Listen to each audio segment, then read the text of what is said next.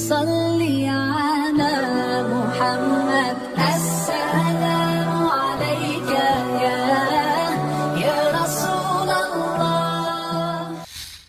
الحمد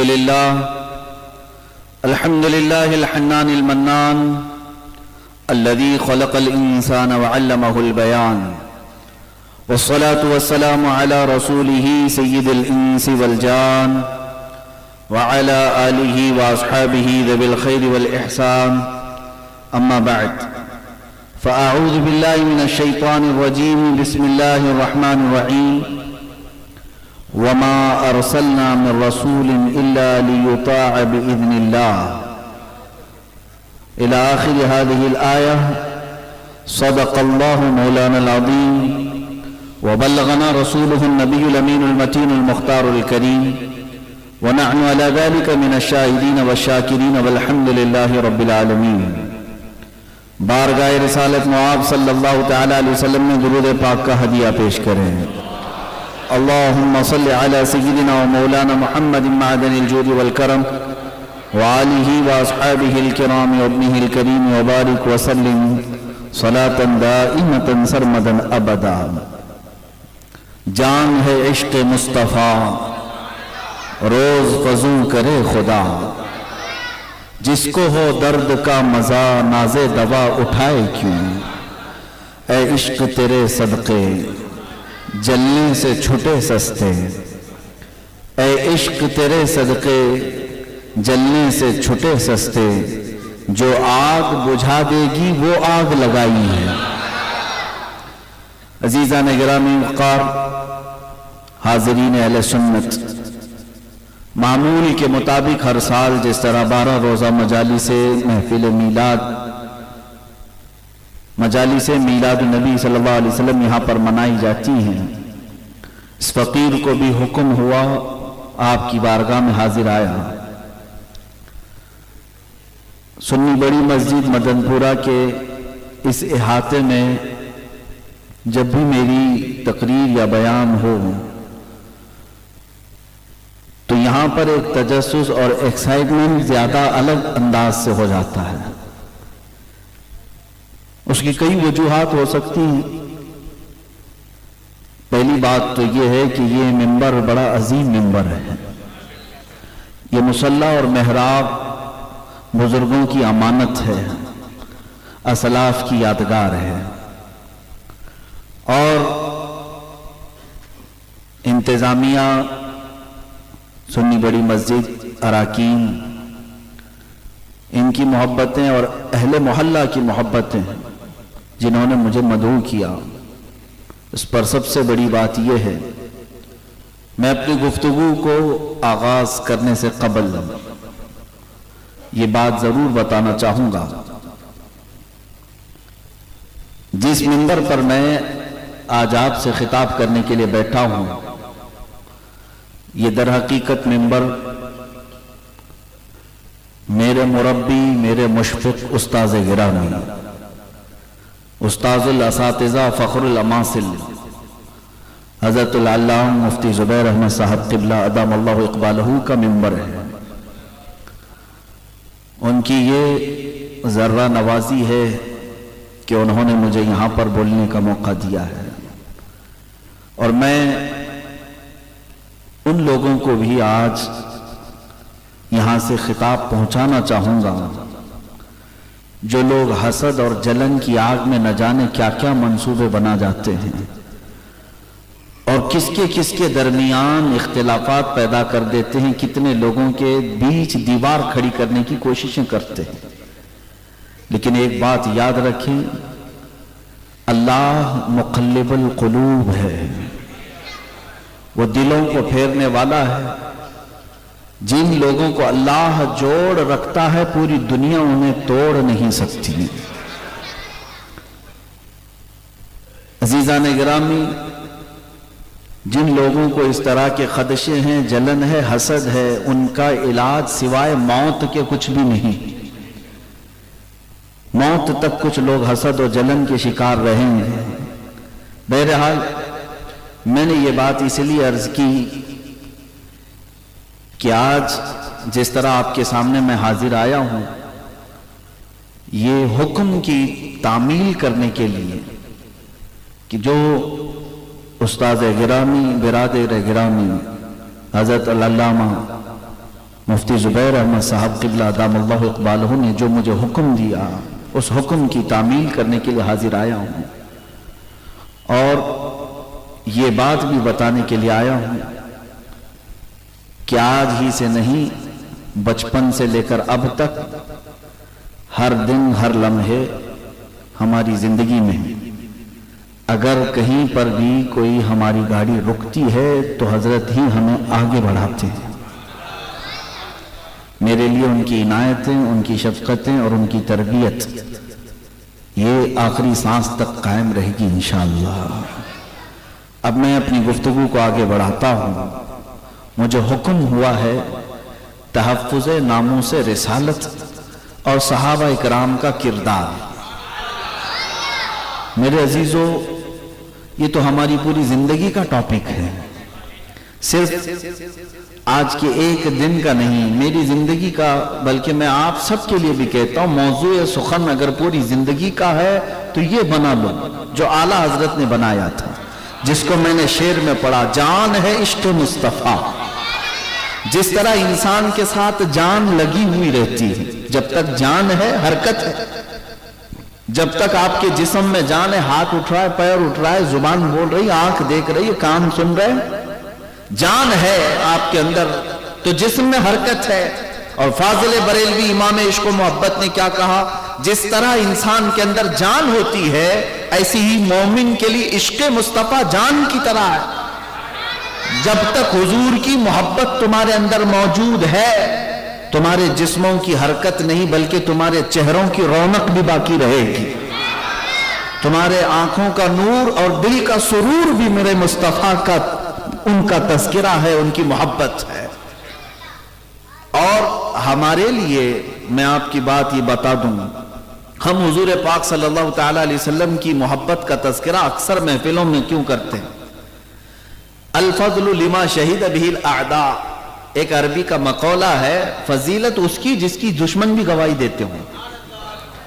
ہمارے جو دشمن ہیں، جو ہمیں بریلوی کہتے ہیں یا ہم سب کو جس طرح کی وہ تان و تشنیع کرتے ہیں اور دشمنی میں ہمیں بدعتی گمراہ نہ جانے کیا کیا کہتے ہیں، ان لوگوں کی زبان سے اگر میں آپ کو بتاؤں جو اہل سنت و جماعت بریلوی طبقے سے سب سے زیادہ نفرت کرنے والے ایک بڑے دانشور نے، ان کے اعتبار سے جو دانشور ہے، ان کا جو بڑا خطیب ہے، وہ اپنے بیان میں کہتا ہے کہ حضور پاک صلی اللہ تعالیٰ علیہ وسلم سے جیسے صحابہ محبت کرتے تھے، اس زمانے میں ویسی محبت اگر کہیں دیکھنا ہے تو بریلویوں میں دیکھو۔ یہ کون کہہ رہا ہے؟ دشمن کہہ رہے ہیں۔ تو ہم نے یہ بات صرف اور صرف اس لیے لی کہ دشمن جس کی عظمت کا اعتراف کرے، یہ تو کمال کی بات ہوتی ہے۔ بعض لوگ اس بات کو بھی نہیں سمجھ پاتے۔ دشمنوں نے اسلام کی بہت ساری باتیں جو بیان کی ہے اس کو لیا جاتا ہے، جیسے اسلام کے متعلق جن لوگوں نے کہا، برنارڈ شاہ نے کہا دنیا کا سب سے اچھا دین اسلام ہے، اس کو کوٹ کر کے بہت ساری جگہوں پر بیان کیا جاتا ہے۔ حضور صلی اللہ علیہ وسلم کی تعریف میں گرو نانک نے کہا ہے، اور کئی ایسے انگریز مفکر ہیں، مدبر ہیں، مورخ ہیں، انہوں نے حضور کے بارے میں لکھا ہے، ان کی بھی چیزوں کو کوٹ کیا جاتا ہے۔ قرآن عظیم کے متعلق بھی کچھ محققین نے جو مسلمان نہیں ہیں، جو عظمتیں اور فضیلتیں بیان کی ہیں، اس کو کوٹ کیا جاتا ہے۔ اس لیے نہیں کیا جاتا کہ ہم ان کی عظمت کے قائل ہیں، اس لیے کیا جاتا ہے کہ دیکھو وہ گمراہ ہو کر کے بھی دین کی تعریف کر رہا ہے۔ ولید بن مغیرہ حضور کا کٹر دشمن ہے، لیکن اس نے جو حضور کی شان میں تعریفی کلمات کہے ہیں وہ آج بھی حدیثوں میں لکھے گئے ہیں۔ ابو جہل نے جو حضور صلی اللہ تعالیٰ علیہ وسلم کے متعلق جملے کہے وہ بھی حدیثوں میں موجود ہے۔ تو یہاں ایک بات میں یہ عرض کروں کہ اگر میں نے کسی گمراہ، بددین، کافر اور مشرک کا کوئی قول نقل کیا ہے میرے آقا کی عظمت بیان کرنے، قرآن کی عظمت یا اسلام کی عظمت بیان کرنے کے لیے، تو اس کا مطلب یہ نہیں کہ میں اس کے عقیدے سے متفق ہوں، بلکہ اس لیے کہ عربی کا مقولہ ہے الفضل لما شہید بہ الاعداء، فضیلت اس کی ہے جس کی دشمن بھی گواہی دیتے ہیں۔ کسی کے دماغ میں یہ فطور تھا، اس کو دور کرنے کے لیے میں نے تمہید رکھی ہے۔ اب آگے میں اپنے موضوع پر گفتگو کرتا ہوں، ہو سکتا ہے اطمینان ہو گیا ہوں۔ میں جو بات عرض کر رہا تھا، حضور پاک صلی اللہ تعالی علیہ وسلم کی محبت کا تذکرہ آج کے زمانے میں بھی اگر آپ دیکھیں، پوری دنیا میں سب سے زیادہ جو قوم کرتی ہے اسی کو بریلوی کہتے ہیں۔ اگرچہ بریلی شہر کے رہنے والے نہیں ہیں، لیکن منسوب اس شہر سے ہو جاتے ہیں۔ کیوں؟ اس لیے کہ اس بریلی شہر میں ایک امام عشق و محبت ایسا آیا جس نے پوری دنیا کو زندگی کا ایک مزاج بتایا، اور اس نے یہ بتایا بریلی کے امام نے، تم اس کے لیے جیتے ہو، اس کے لیے جیتے ہو، فلاں کے لیے مرتے ہو، اس کے لیے فلاں کام کرتے ہو، یہ سب نہیں ہے مومنوں۔ تمہارا اصل زندگی گزارنے کا طریقہ یہ ہونا چاہیے، دہن میں زبان تمہارے لیے، بدن میں ہے جان تمہارے لیے، ہم آئے یہاں تمہارے لیے، یا رسول اللہ اٹھے بھی وہاں۔ یہ زندگی گزارنے کا مزاج اگر کسی نے دیا ہے تو وہ امام عشق و محبت نے دیا ہے۔ اپنا سب کچھ حضور کو مانا، حضور کے لیے فدا کیا، اور یوں کہا کروں تیرے نام پہ جان فدا، نہ بس ایک جان دو جہاں فدا، دو جہاں سے بھی نہیں جی بھرا، کروں کیا کروڑوں جہاں نہیں۔ یہ کس نے سکھایا ہمیں؟ یہ امام عشق و محبت اعلیٰ حضرت نے سکھایا۔ اس لیے اس طبقے کو آج منسوب کر دیا جاتا ہے بریلی شہر سے۔ اب آگے میں بات بتاؤں، حضور پاک صلی اللہ تعالی علیہ وسلم کی محبت اور ان کا تذکرہ ہمارے لیے کیوں ضروری ہے؟ کیوں ضروری ہے؟ بعض تو یہ کہتے ہیں، بعض دیا بنا وابیا، ان کا کہنا یہ ہے کہ یہ لوگ غلو کر جاتے ہیں، اللہ کی وحدانیت اتنی نہیں بیان کرتے جتنا حضور کا تذکرہ کرتے ہیں، حضور کے عشق اور محبت کی بات کرتے ہیں۔ میرے عزیزو، بات در حقیقت یہ ہے کہ اللہ رب العزت کی تعریف اس وقت ہوتی ہے جب ہم حضور کی تعریف کرتے ہیں۔ یہ بھی ہمارے اعلیٰ حضرت نے یوں کر کے بتایا، حمد بیان کی اللہ کی حمد بیان کی، لیکن کیسے بیان کی؟ وہی رب ہے جس نے تجھ کو ہمتن کرم بنایا، ہمیں بھیک مانگنے کو تیرا آستاں بتایا، تجھے حمد ہے خدایا، تجھے حمد ہے خدایا۔ یعنی اللہ کی تعریف بھی اگر سب سے بڑی تعریف ہے تو کیا کہا جائے؟ اس کی مخلوقات میں کروڑوں مخلوق ہیں، اگر کوئی تعریف کرنا چاہے اللہ کی تو یوں بھی کہہ سکتا ہے، یہ انسان ہے کتنا بہترین اللہ نے اس کو بنایا ہے، یہ درخت ہیں، یہ پھل ہیں، یہ پودے ہیں، یہ پھول ہیں، یہ کیڑے مکوڑے ہیں، یہ جانور ہیں، یہ بہائم پرندے ہیں، ان کو اللہ نے کیسی کیسی شکلیں دی، اس سے بھی تعریف ہوتی ہے۔ لیکن کائنات میں سب سے بڑی اگر تعریف ہے تو یوں کہا جائے گا وہ رب کتنا عالی شان اعلیٰ ہے جو محمد جیسا انسان کامل پیدا کیا ہے۔ اسی لیے اقبال نے یوں کہا تھا، ہونا یہ پھول تو بلبل کا ترنم بھی نہ ہو، ہونا یہ پھول تو بلبل کا ترنم بھی نہ ہو، چمن دہر میں کلیوں کا تبسم بھی نہ ہو۔ اور کہتا ہے، اقبال کہتا ہے، ہونا یہ ساقی تو میں بھی نہ ہو، خم بھی نہ ہو، بزم توحید دنیا میں نہ ہو، تم بھی نہ ہو۔ اللہ کی وحدانیت بیان کرنا اگر کسی نے سکھایا ہے تو وہ محمد رسول اللہ نے سکھایا ہے۔ ہاں، یہاں سب کچھ تھا، اللہ کی وحدانیت، خانہ کعبہ کو پاک کرنے میں، طہارت اس کو بتوں کی آلائش سے کرنے میں میرے مصطفیٰ کریم صلی اللہ علیہ وسلم کا کردار ہے۔ اسی لیے اقبال کہتا ہے، بزم توحید دنیا میں نہ ہو، تم بھی نہ ہو، خیمہ افلاک کا استادہ اسی نام سے ہے، نبض ہستی تفش آمادہ اسی نام سے ہے، دشت میں دامن کوہسار میں میدان میں ہے، بحر میں موج کی آغوش میں طوفان میں ہے، چین کے شہر مراکش کے بیابان میں ہے، اور پوشیدہ مسلمان کے ایمان میں ہے۔ وہ نام مصطفیٰ صلی اللہ تعالیٰ علیہ وسلم ہی کی برکت ہے جو پوری کائنات شاد و آباد ہے، اور کیوں نہ ہم ان کا تذکرہ کریں۔ امام اہل سنت نے بھی ہمیں یوں بتایا، وہ جو نہ تھے تو کچھ نہ تھا، وہ جو نہ تھے تو کچھ نہ تھا، وہ جو نہ ہو تو کچھ نہ ہو، جان ہے وہ جہان کی اور جان ہے تو جہان ہے۔ اور اس مسئلے میں اب آپ کو اندازہ ہو جائے صحابہ اکرام کا کردار میں ابھی بتاتا ہوں کہ صحابہ نے اپنی زندگی میں سب سے زیادہ اگر کسی چیز کی حفاظت کا خیال کیا ہے تو وہ ذات رسول پاک ہے، وہ ناموس رسالت ہے۔ حضور پاک صلی اللہ علیہ وسلم کی عزت ہی کو ناموس رسالت کہا جاتا ہے۔ ہو سکتا ہے آپ کے لیے نیا لفظ لگتا ہو، یہ کوئی نیا لفظ نہیں، حضور کی عزت کو ناموس رسالت کہا جاتا ہے۔ میرے آقا صلی اللہ علیہ وسلم کی عزت کی حفاظت کرنا یہی تحفظ ناموس رسالت ہے۔ اور صحابہ کرام رضوان اللہ تعالی علیہ مجمعین نے سب سے زیادہ اپنی زندگی میں کسی چیز کی حفاظت کا خیال کیا ہے تو وہ حضور کی عزت کا خیال ہے۔ اس سے زیادہ وہ کسی چیز میں بہت زیادہ اتنے سیریس نہیں ہوتے جتنا حضور کے معاملے میں ہوتے تھے، بہت زیادہ سیریس ہو جاتے، یہاں تک کہ انہوں نے اپنی ماں باپ کو بھی نہیں دیکھا، بھائی بہنوں کو بھی نہیں دیکھا، کسی کو نہیں دیکھا جب ناموس رسالت کی بات آئی۔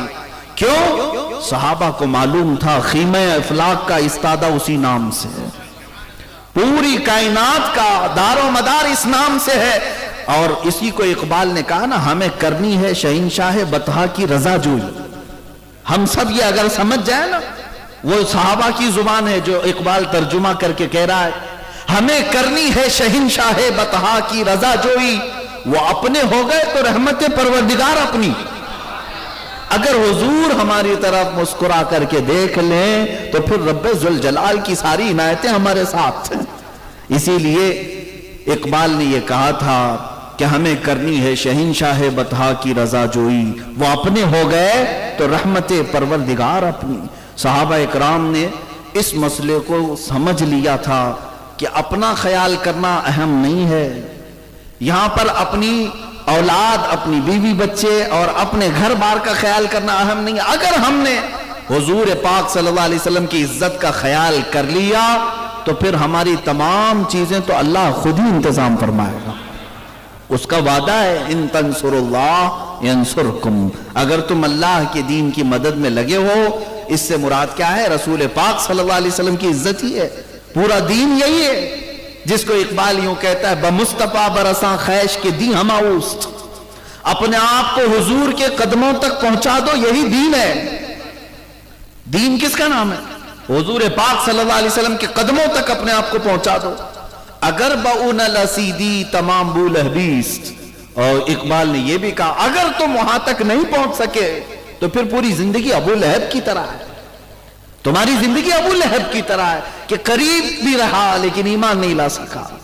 میرے عزیزو مسلمانوں، اس بات کو سمجھ لینا، جو لوگ دنیا میں ہیلے بہانے کرتے ہیں، ابھی ہمارے ساتھ حالات بڑے خراب ہیں، ہم کہاں ابھی ناموس رسالت کی بات کریں ہیں، تو پھر یاد رکھنا کہ تمہاری عزتیں بھی خطرے میں ہے، تمہارا ایمان بھی خطرے میں ہے۔ تمہاری عزتیں تو جائیں گی ہی جائیں گی، لیکن ایمان بھی جانے کا ڈر ہے، اندیشہ ہے۔ اسی لیے میں وہ قول یاد کرتا ہوں تو یعنی رونگٹے کھڑے ہو جاتے ہیں۔ علامہ جلال الدین رومی رحمۃ اللہ علیہ فرماتے ہیں اگر کوئی بندہ ایسا ہے جو دن میں 1,00,000 مرتبہ درود پڑھتا ہو، پہلی بات تو اتنا کوئی ہوگا نہیں، اور اگر پڑھتا ہو کوئی تو کمال کا بندہ ہوگا جو حضور پاک صلی اللہ علیہ وسلم پر دن میں 1,00,000 مرتبہ درود پڑھتا ہو۔ کتنے بڑے کمال کا بندہ ہوگا، کتنی بزرگی کو پہنچا ہوگا۔ لیکن فرماتے ہیں 1,00,000 مرتبہ دن میں درود پڑھنے والا ہے، لیکن اگر زندگی میں کبھی حضور کی کوئی توہین کیا اور یہ خاموش رہتا ہے تو یہ لاکھوں درود اس کے منہ پر مارے جائیں گے، لاکھوں درود اس کے منہ پر مارے جائیں گے، کسی کام کے نہیں۔ محبت رسول کا مطلب صرف تسبیح گھمانا نہیں ہے، صرف حضور پاک صلی اللہ تعالی علیہ وسلم کے لیے بیٹھ کر کے سیف جگہ پر نعرے لگانا ہی نہیں ہے۔ یہ شہادت گہے الفت میں ہے قدم رکھنا، لوگ آسان سمجھتے ہیں مسلمان ہونا۔ میرے عزیزو، یہ دین ہمارے تک جو آیا ہے وہ پھولوں کی سیج پر سج کر نہیں آیا۔ یہ دین حضور پاک کی عزت کو بچانے کے لیے جن لوگوں نے اپنی جانیں داؤ پر لگائی، وہ مکہ کی گلیاں آج تک گواہ ہیں جہاں بلال حبشی کو کھینچا جاتا تھا، جہاں خباب اور خبیب جیسے صحابہ کو سولی پر چڑھایا گیا تھا، سیدہ سمیہ کو شرمگاہ پر نیزہ مار کر کے شہید کیا گیا تھا، صرف نام مصطفیٰ کی وجہ سے۔ وہ کیا کام کرتے تھے؟ صرف حضور پاک کی محبت ان لوگوں نے جانیں دے دی. آپ سب کو اگر تفصیل میں لے جاؤں تو بڑی لمبی ایک گفتگو ہو جائے گی. تحفظ ناموس رسالت کے لیے صحابہ کا کردار کیا تھا؟ میرے عزیزوں پورا صحابہ کا کردار اگر دیکھیں، ان کی ساری جنگیں، ساری جہاد، سارے غزوات نام مصطفیٰ کی حفاظت کے لیے ہی تو تھے. جس نے اگر حضور پاک صلی اللہ علیہ وسلم کی طرف انگلی بھی اٹھائی تو اس کا کیا حشر کیا انہوں نے. اب آپ کو میں بتاؤں آج ہم سب کو کتنا سیریس ہونا چاہیے. میں آپ سب کو یہ چیز وصیت اور نصیحت کے طور پر دے جاتا ہوں. ہمارے بچے بھی ہیں، جوان بھی ہیں، بوڑھے بھی ہیں. امن کا پیغام یقیناً اسلام دیتا ہے، اور ہم جو ہے امن، اخوت، بھائی چارگی کا پیغام دیتے دیتے بوڑھے بھی ہو جاتے ہیں. ہماری اکثر تقریریں بھی ہوتی ہیں. لیکن ایک بات یاد رکھنا، تم ہر چیز کو کمپرومائز کر لینا. معاف کرنا ہو تو معاف کر دینا. کبھی تمہارے ساتھ زیادتی ہوئی ہے، کسی نے ذاتی طور پر تمہیں دھچکا لگایا، معاف کر سکتے ہو کر دو. کسی نے تمہارا مال ہڑپ لیا، کسی نے تمہارے بیوی بچے ماں باپ کسی کے ساتھ کچھ کیا ہے، درگزر کر سکتے ہو تو کر لو. ہاں کمپرومائز کیا جا سکتا ہے، لیکن یاد رکھنا ایک بات میں کبھی کمپرومائز نہیں ہو سکتا، وہ ہے حضور کی عزت کا معاملہ. رسول پاک صلی اللہ علیہ وسلم کی عزت کے معاملے میں کچھ لوگ آج یوں بھی کہہ دیتے ہیں حضور تو بہتوں کو معاف کرتے تھے، تم کیوں نہیں معاف کرتے؟ ظالموں، یہ حضور کا حق تھا، وہ جسے چاہے معاف کریں. یہ امت کو حق نہیں دیا گیا ہے، امت کو یہ اختیار نہیں دیا گیا ہے کہ تم حضور کی طرف سے خود بھی معاف کرتے پھرو. نہیں، ہمارے لیے یہ ہے کہ ہم جو ہے ایک ہی چیز اپنے بزرگوں سے سیکھیں ہیں. ہماری تقریریں ہیں آج کل ہماری امیج بڑی خراب کر کے پیش کی گئی ہے. میں اپنے بارے میں کہتا ہوں الحمدللہ ہزاروں چاہنے والے محبت کے ساتھ ہمارا استقبال کرتے ہیں، اللہ انہیں جزا عطا کرے. لیکن میں جانتا ہوں کچھ وہ حاسدین اور کچھ مشرکین اور کچھ عناد میں ڈوبے ہوئے لوگ یہاں تک کی باتیں کرتے ہیں، ارے اس کو بلائیں گے فلاں ہو جائے گا اور حکومت پکڑ لے گی، سی بی آئی ریڈ مارے گی، فلاں فلاں فلاں چیزیں، اس طرح کی باتیں پھیلا کر کے رکھے ہوئے ہیں. میں آپ کو بتاتا ہوں اصلاحی تقاریر بھی ہماری بہت ساری ہیں، سن لیں. بہت دنوں تک ہم نے ہر چیز کے بارے میں گفتگو کی ہے برائیوں کے خاتمے کے لیے، لیکن ایک چیز ہم نے بزرگوں سے سیکھی بھی ہے اور سنی بھی ہے. نہایت نرم رہنا، مسکراتے رہنا، نہایت نرم رہنا، یہی اخلاق مصطفیٰ ہے. نرم لہجے میں گفتگو کرو، نرمی سے بات کرو، لوگوں کے ساتھ محبت سے پیش آؤ. ہم اس طرح کا عمل کرنے کی کوشش کرتے ہیں، لیکن ایک چیز ہمیں وراثت میں ملی ہے، جب حضور پاک صلی اللہ تعالی علیہ وسلم کی شان میں کوئی گستاخی کرے تو نہ دماغ ٹھنڈا رکھو، نہ دل نرم رکھو، نہ زبان میٹھی رکھو.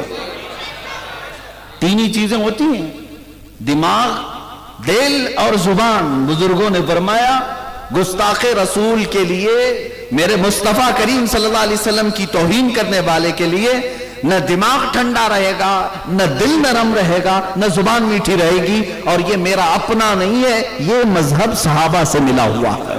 آؤ میں تمہیں دلیل کے طور پر بتاؤں. حضور پاک صلی اللہ تعالی علیہ وسلم کی بارگاہ میں ایک قاصد آیا، عروہ بن مسعود ثقفی. اس کو دشمنوں نے بھیجا تھا، جاؤ محمد عربی صلی اللہ علیہ وسلم نے کتنا ساز و سامان جمع کیا، جاؤ ہتھیار کتنے ہیں دیکھ کر کیا. وہ آیا، صحابہ حضور کے ساتھ کھڑے تھے، اور عروہ بن مسعود نے جو معاملہ وہاں دیکھا اس میں سے کیا تھا؟ اس نے یہی دیکھا کہ حضور جب وضو کرتے ہیں تو سارے صحابہ اپنے دامن پھیلا دیتے ہیں، کوئی ہاتھ آگے کیا ہوا ہے. یہاں تک کہ حضور پاک کلی بھی کرتے ہیں تو وہ اپنے ہاتھوں میں لے کر اپنے چہرے پر من لیتے ہیں. حضور پاک صلی اللہ علیہ وسلم کے وضو کا ایک قطرہ بھی صحابہ نے نیچے نہیں گرنے دی. نام تو بہت دور، بہت بڑی بات ہے. حضور پاک کا غسالہ جو وضو کا ہے صحابہ وہ زمین پر نہیں گرنے دیتے تھے، اس کو اٹھا لیتے. عروہ بن مسعود نے جا کر کے اپنے گھرو گھنٹالوں سے کہا تھا محمد پاک صلی اللہ تعالی علیہ وسلم نے ایسے فرزانے جمع کیے ہیں کہ ان کے کھکار کا تھوک بھی وہ نیچے گرنے نہیں دیتے، ان کا خون کہاں سے گرنے دیں گے ان کے پاس جو فوج ہے. لیکن ایک معاملہ پیش آیا تھا وہاں پر. عرب والے جب بات کرتے تھے تو یوں داڑھی پکڑ کر کے کبھی بات کرتے، दाढ़ी पर हाथ लगा करके बात करते। उर्वा बिन मसूद जब आया कासिद बन करके हुजूर पाक सल्लल्लाहु ताला अलैहि वसल्लम से बात करते करते हुजूर की दाढ़ी की तरफ हाथ लगा रहा था। हजरत अबू बकर सिद्दीक मौजूद थे, बगल में ही थे। आपने जैसे ही देखा उसके हाथ को झटक दिया, नीचे कर दिया। उसने कहा अबू बकर ये क्या कर रहे हो? कहा खबरदार हाथ उठा के मत बात करना। उसने दोबारा हुजूर की तरफ, दाढ़ी की तरफ हाथ लगा करके बात करना चाहा। सिद्दीक अकबर ने दूसरी बार झटका दे करके उसके हाथ को नीचे किया और जलाल ने उसको सख्त अल्फाज में कहा अगर इसके बाद तेरा हाथ उठा तो तेरे मोंढे से यह हाथ अलग हो जाएगा। वो हाथ मैं बर्दाश्त नहीं करूंगा जो मेरे नबी की तरफ उठ करके बात करे। और उसके बाद उसने कहा यह तो हमारे अरब का दस्तूर है, हम इस तरह से बात करते हैं। हजरत अबू बकर ने कहा वो और होंगे जिनकी दाढ़ी पर हाथ लगाकर बात करता है, ये मेरे अल्लाह का रसूल है, ये रसूल पाक सल्लल्लाहु अलैहि वसल्लम। यहां बड़े बड़े सहाबा आंख उठाकर बात नहीं करते, तो हाथ उठाकर कैसे बात करे? मेरे अजीजों, सहाबा इकराम रिज़वानुल्लाहि ताला अलैहिम अजमाइन ने इन तमाम चीजों का भी ख्याल रखा है। किसी दुश्मन को वहां तक पहुंचने देना तो बहुत दूर की बात है। तहफ़्फ़ुज़ नामूस रिसालत जिसको आज कह रहे हैं हम, ये आसान लफ्ज है बोलने में, अमल करना उतना ही दुश्वार है। मैं समझता हूं जिंदगी का सबसे कठिन इम्तिहान तहफ़्फ़ुज़ नामूस रिसालत पर चल के दिखाओ, सबसे कठिन इम्तिहान है। पूरी दुनिया तुम्हारी मुखालिफ हो जाएगी, पूरी दुनिया तुम्हारी दुश्मन बन जाती है, इसलिए कि ये लफ्ज कोई जल्दी बर्दाश्त नहीं कर पाता। हुजूर पाक की इज्जत की बात करने वाला दुनिया को ज़ेरो ज़बर कर देता है, दुनिया को पता है। इसीलिए तो इकबाल ने कहा था ये फाका कश मौत से डरता नहीं, जरा रूह मोहम्मदी इसके बदन से निकाल दो। सारे अंग्रेज यही कहते हैं, सब कुछ इनको दे दो आजादी, सारी आजादी दे दो इनको, नमाजों की आजादी, अजानों की आजादी, जमात की आजादी, इनको कपड़े पहनने की आजादी, टोपी रखें, दाढ़ी रखें, सब कर ले, ईदगाह में नमाज पढ़ लें, लेकिन कभी भी ये निजाम मुस्तफा और नाम मुस्तफा पर मरने वाली बातें ना करें। ये चीज इनके लिए डेंजर है। और ये बातें अगर कोई करता है तो अल्हम्दुलिल्लाह वही लोग करते हैं जिनको आला हजरत जैसे इमाम इश्क व मोहब्बत की सोहबत मिली। मेरे अजीजों, अब तहफ़्फ़ुज़ नामूस रिसालत की बात मैं करूं। हुजूर पाक सल्लल्लाहु अलैहि वसल्लम की इज्जत के लिए सहाबा क्या क्या करते थे जानते हैं आप? एक सहाबी हजरत अबू क़ुतादा रज़ियल्लाहु ताला, जंग उहद के मौके पर हालात बड़े शदीद हो गए थे, हालात बड़े शदीद हो गए। पहली जंग तो बदर है, अच्छा चले वहां से मैं बयान करता हूं। बदर की जंग जो हुई उसमें 313 सहाबा आए थे हुजूर पाक सल्लल्लाहु अलैहि वसल्लम के साथ। बदर एक इलाके का नाम है, मैदान है। अब मैं आपको बताऊं, हुजूर पाक सल्लल्लाहु ताला अलैहि वसल्लम की इज्जत की बात ही तो थी जो सहाबा निकले थे। और किस तरह से निकले ये लोग? इनके पास कुल मिलाकर के पूरे 313 के पास सिर्फ 2 ऊंट आए हैं या 4 ऊंट आए हैं। सबके पास तलवारें नहीं, घोड़े सबके पास नहीं, 8 या 10 घोड़े हैं, बाकी सब पापियादा पैदल चलने वाले। आज मैं अंदाजा करता हूं मदीने तैयबा से लेकर बदर जाने का रास्ता 160 किलोमीटर का है और बीच में कई पहाड़ियां हैं, कई हजार पहाड़ियां आ जाएंगी। गरम पत्थरों वाली जमीन है, बीचों बीच कहीं कोई दरख्त तक नजर नहीं आता। हम हर साल अल्हम्दुलिल्लाह जब भी जियारत का मौका होता है जाया करते बदर में। ऐसी बस में बैठ करके थकान होने लगती है और वो रसूल पाक के फरजान हैं, पैदल उतना लंबा सफर करके गए थे। कई सहाबा ऐसे जिनके पैरों में चप्पल भी नहीं थी। ये वो सहाबा हैं जिन्होंने पहाड़ों को क्रॉस कर दिया और बद्र तक पहुंचे। पहुंचने के बाद भी मेरे आका ने फरमाया तुम में से अगर कोई चाहता है वापस पलट कर जाना मदीने तो जा सकता है। जानते हैं उसमें से हजरत मिक़दाद एक सहाबी हैं, वो क्या कहते हैं, या रसूल अल्लाह हम बनी इसराइल में से नहीं हैं जिन्होंने मूसा अलैहिस्सलाम से कहा था आप जाइए और आपका रब जाइए लड़ाई कीजिए। या रसूल अल्लाह हम उम्मत मुहम्मदिया में हैं, ہم اپنے خون کا آخری قطرہ بھی پیش کریں گے، واپس پیچھے مڑ کر نہیں دیکھیں گے۔ حضور پاک صلی اللہ علیہ وسلم کے لیے آئے جن کے ہاتھوں میں تلواریں، حضرت اوکاشا ایک صحابی ہیں، کہتے ہیں کچھ لوگوں کے پاس تو تلواریں تھی اور کچھ کے پاس ایسی تھی جس سے سبزی بھی نہیں کٹتی تھی، لیکن حوصلے بڑے جوان تھے، حوصلے بڑے پرعزم تھا۔ یا رسول اللہ صلی اللہ علیہ وسلم، خالی ہاتھ آ گیا ہوں، میرے پاس اتنے پیسے بھی نہیں تھے کہ میں کوئی ہتھیار خریدتا، اور یہاں مکہ کے کفار و مشرکین دندناتے ہوئے آئے ہیں۔ حضور پاک نے فرمایا جاؤ کوئی لکڑی ہی لے لو۔ وہ کہتے ہیں کھجور کی ٹہنی کی ایک سوکھی ہوئی لکڑی مجھے ملی، میرے آقا صلی اللہ علیہ وسلم نے اس پر ہاتھ پھیر کر مجھے دیا، میں اسی سے لڑتا رہا اور کئیوں کو اسی سے مارا۔ صحابہ کا یہ حوصلہ تو دیکھیں، انہیں توکل اور یقین ایسا تھا کہ ہم جس کام کے لیے نکلے ہیں اس میں صرف نکلنا ہمارا کام ہے، باقی پورا کرنا یہ اللہ کا ہے، کیونکہ وہ نام مصطفیٰ پر نکلے ہوئے ہیں۔ یہی ہے ناموس رسالت پر نکلنے والے کا توکل ہونا چاہیے، یقین ہو۔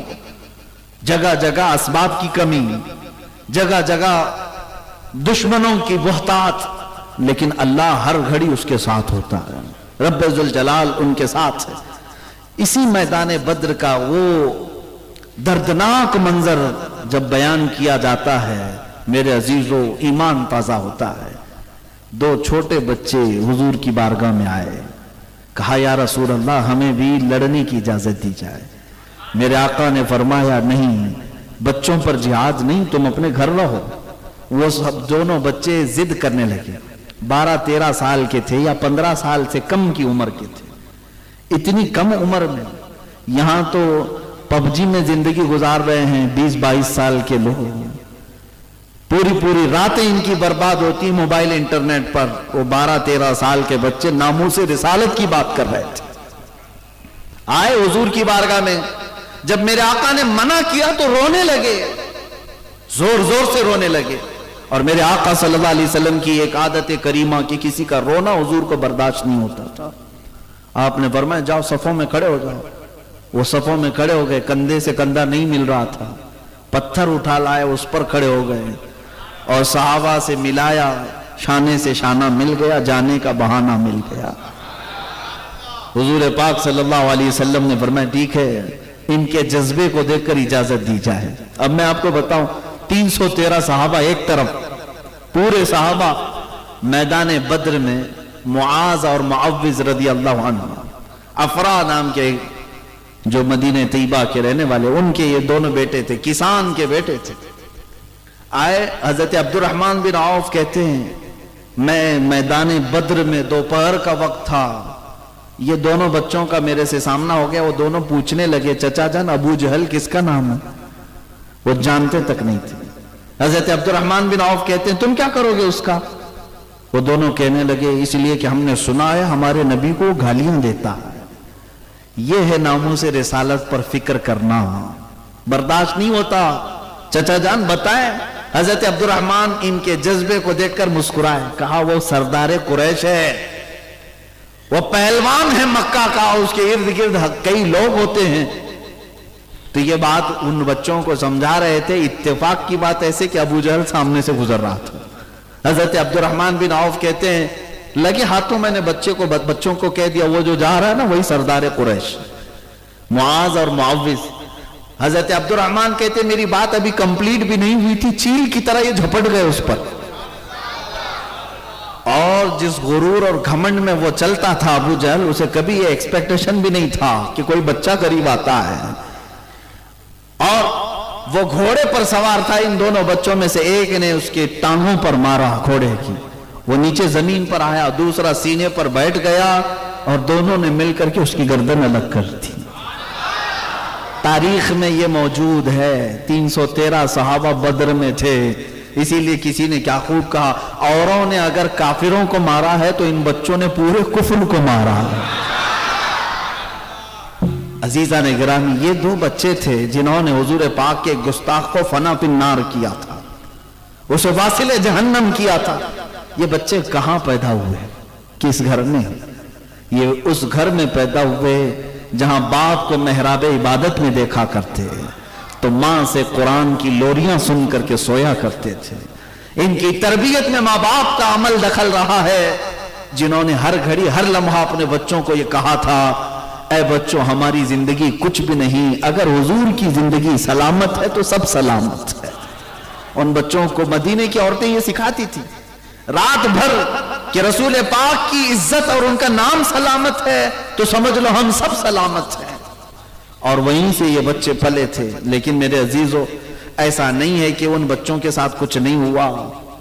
उनमें से एक बच्चे मुआज, उनके कंधे पर एक काफिर ने तलवार मारी, हाथ अलग हो गया लेकिन बगल की चमड़ी से लटक रहा था।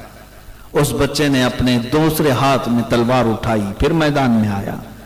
हमारी उंगली भी कटे ना तो हम भाग जाएं, नाखून उखड़ जाए तो हम बैठ जाएं पट्टी करने के लिए।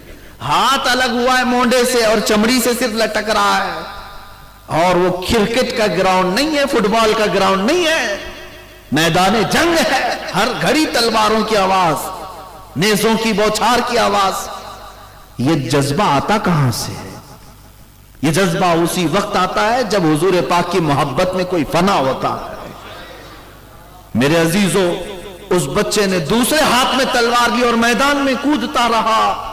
साहबा कहते हैं हमने वो मंजर भी देखा कि इस बच्चे ने बार बार यह हाथ लटक करके सामने आ रहा था तो अपने पैर में हाथ को दबाकर खींच के निकाल दिया, खींच के निकाला और फेंक दिया। और क्या कहा जानते हैं? मुझे उस हाथ की जरूरत नहीं जो अल्लाह की रजा में खलल पैदा कर रहा हो।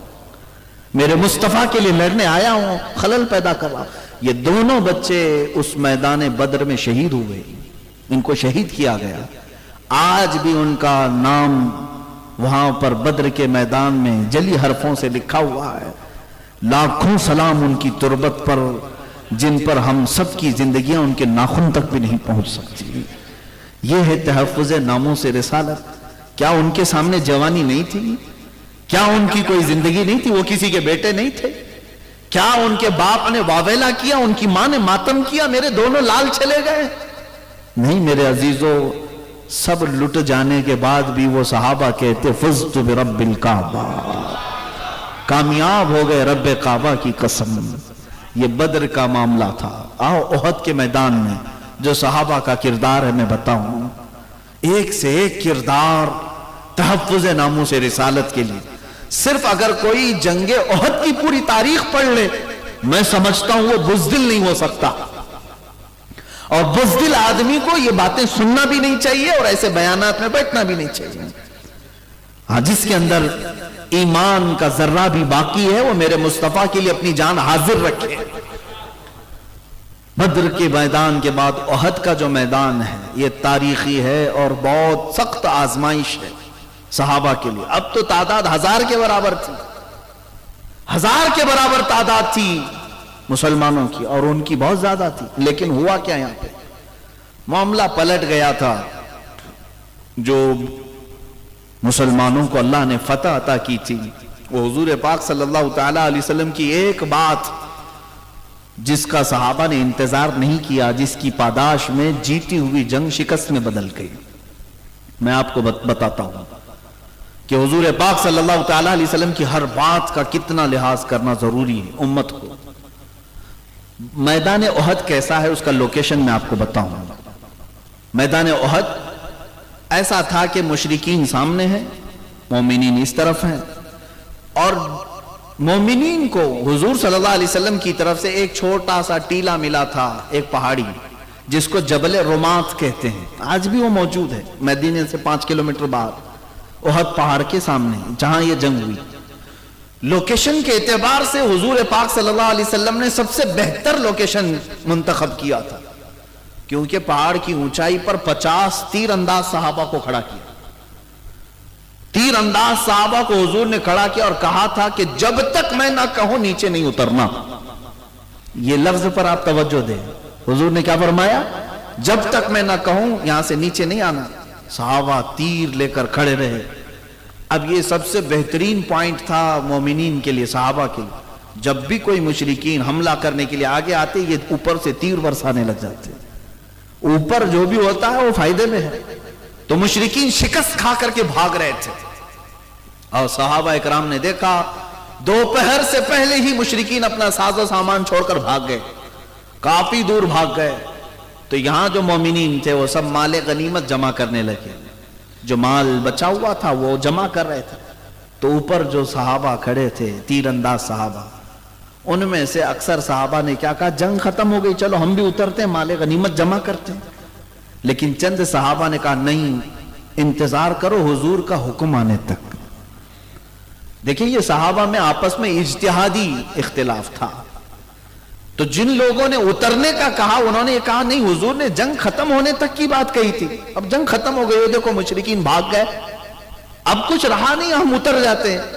50 میں سے 40 صحابہ اتر گئے، مال غنیمت جمع کرنے لگے۔ مشرکین کی طرف سے بہادر جنگجو خالد بن ولید آئے ہوئے تھے۔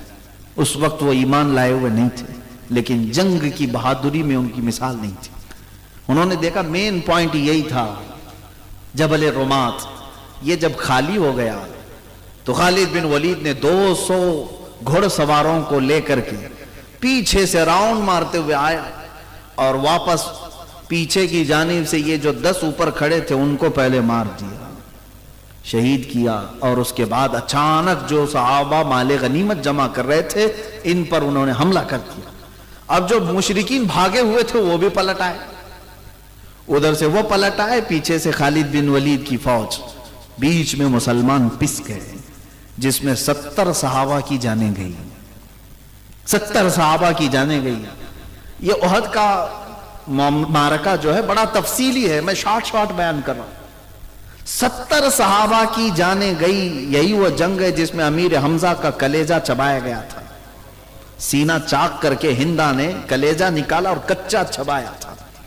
یہی وہ جنگ ہے جس میں حضرت عبداللہ بن جہش صحابی رسول ہیں، جن کی انگلیاں پوری کاٹی گئی، ہونٹ کاٹے گئے، ناک کاٹی گئی، کان کاٹے گئے، دانت توڑے گئے، ایک ایک ٹکڑا کر کے سوئی سے ہار بنایا گیا، پیرو کر کے ایک رسی میں ڈال کر کے ہار بنایا گیا ان کے ٹکڑوں کا، اور مشرکین نے وہ ہار پہن کر کے فخر سے اعلان کیا تھا عبداللہ بن جہش کے گوشت کے ٹکڑے ہیں۔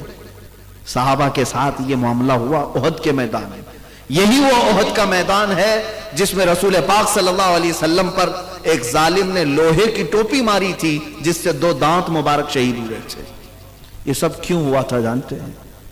صرف اور صرف ایک بات تھی، میرے آقا نے فرمایا تھا جب تک میں نہ کہوں نیچے مت آنا۔ بات سمجھ رہے ہیں؟ قرآن میں اللہ نے فرمایا، اللہ تبارک و تعالیٰ نے فرمایا فَلْيَحْذَرِ الَّذِينَ يُخَالِفُونَ عَنْ أَمْرِهِ، لوگوں کو چاہیے کہ میرے رسول کے حکم کے خلاف کرنے سے بچیں، ورنہ کیا ہوگا؟ ان تصیبہم فتنہ او یصیبہم عذاب علیم۔ رب تعالیٰ فرماتا ورنہ اللہ تم کو فتنے میں مبتلا کرے گا یا دردناک عذاب میں گرفتار کرے گا۔ یہ 2 چیزیں ہو سکتی ہیں۔ حضور کے بارے میں اگر تم نے خیال نہیں کیا، حضور کی حدیثوں کو ہلکے میں لیا، تو پھر یا تو فتنے میں مبتلا ہوگی امت یا پھر دردناک عذاب میں گرفتار ہوگی۔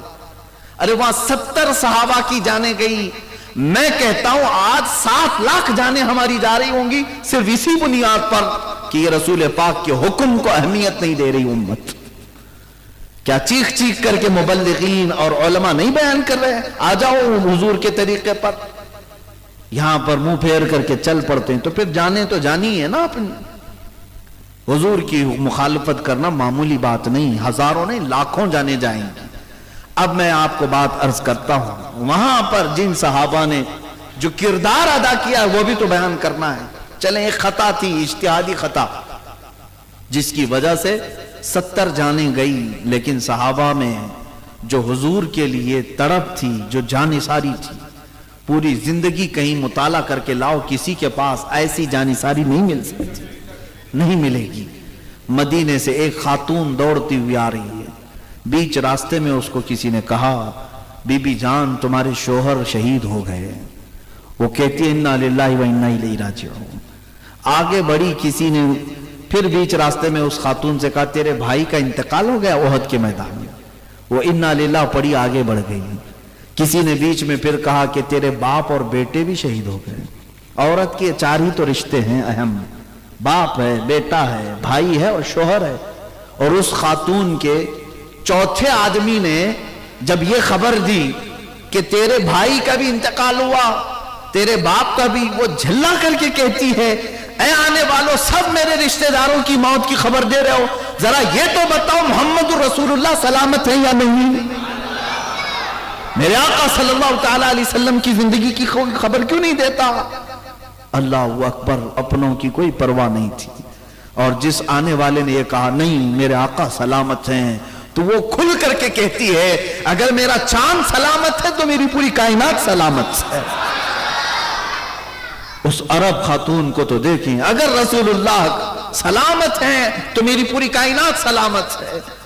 وہ صحابہ کا ہی تو عقیدہ تھا جس کو بریلی کے امام نے ترجمہ کر کے یہ ہمیں بتایا تھا۔ ان کا عقیدہ تھا بیٹا گیا ہے تو نام مصطفیٰ پہ گیا ہے، بھائی گیا ہے، باپ گیا ہے، لیکن پھر ہم ان کو یہ یقین تھا کون دیتا ہے دینے کو منہ چاہیے، دینے والا ہے سچا۔ ہاں، ان کے پاس نبی پاک صلی اللہ تعالیٰ علیہ وسلم کی ذات تھی، تو جتنا کچھ جائے میرے مصطفیٰ کریم کی بارگاہ تو وہ ہے جہاں اگر حضرت علی سو جائیں تو سورج کو پلٹایا جا سکتا ہے، تو سورج پلٹ کے آ سکتا ہے، تو رشتے کیوں نہیں مل سکتے؟ صحابہ کا عقیدہ تھا، اس لیے سب ان کے نام پر فدا کرتے تھے۔ ایک اور خاتون کی بات میں کروں، ایک اور خاتون مدینے کی، میدان احد میں آئی دوڑتی ہوئی، جوان بیٹے کا انتقال ہو گیا تھا، جوان بیٹے شہید ہو گئے۔ یہ تحفظ ناموس رسالت اسی کو کہتے ہیں، سب کچھ لٹا دینا اور پھر کہنا کہ حق تو یہ ہے کہ حق ادا نہ ہوا۔ وہ خاتون آئی اور حضور کی بارگاہ میں آئی، کہا یا رسول اللہ صلی اللہ علیہ وسلم مجھے خبر ملی ہے کہ میرا بیٹا شہید ہو گیا، آقا کیا مجھے اجازت ہے میرے بیٹے کی لاش دیکھ لوں؟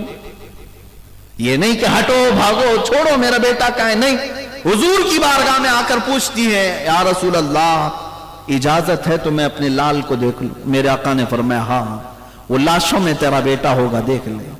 وہ خاتون آئی، جیسی ہی اپنے بیٹے کو دیکھتی، جوان کڑیل جوان بیٹا تھا، شادی نہیں ہوئی تھی۔ وہ خاتون ماں ہوتی ہے، جبہ ہٹا دیا، اس کی پیٹھ پر ہاتھ پھیرنے لگی، اس کے بعد پھر لاش کو پلٹا دیا، پھر سینے پر ہاتھ پھیرتی ہے، ہاتھ میں خون لگا تو فوراً سجدے میں گر گئی، دعا کرتے ہوئے اللہ کی بارگاہ میں شکر بجا لاتی ہے کہ مولا تو نے میری قبول کر لی۔ جو قریب کھڑے تھے انہوں نے پوچھا کہ بی بی یہ کیا کرتی ہو؟ بڑی بی یہ کیا ہے؟ سنو میرے عزیزو، تحفظ ناموس رسالت کہتے کسے؟ وہ خاتون مدینہ کہتی ہیں جب میرے آقا صلی اللہ تعالیٰ علیہ وسلم کے لیے سارا مدینہ نکل کر جا رہا تھا حضور کے ساتھ، میں نے اپنے جوان لال سے کہا تھا کہ بیٹا جا، آج تیرا وقت آ چکا، میں نے آج کے لیے تجھے پالا تھا، حضور کی عزت کی بات ہے، جا۔ جب میرا بیٹا جانے لگا تو جانتے ہو میں نے اس کو ایک وصیت کی تھی، اللہ اللہ میں پڑھتا ہوں تو آنکھیں بھیگ جاتی ہیں۔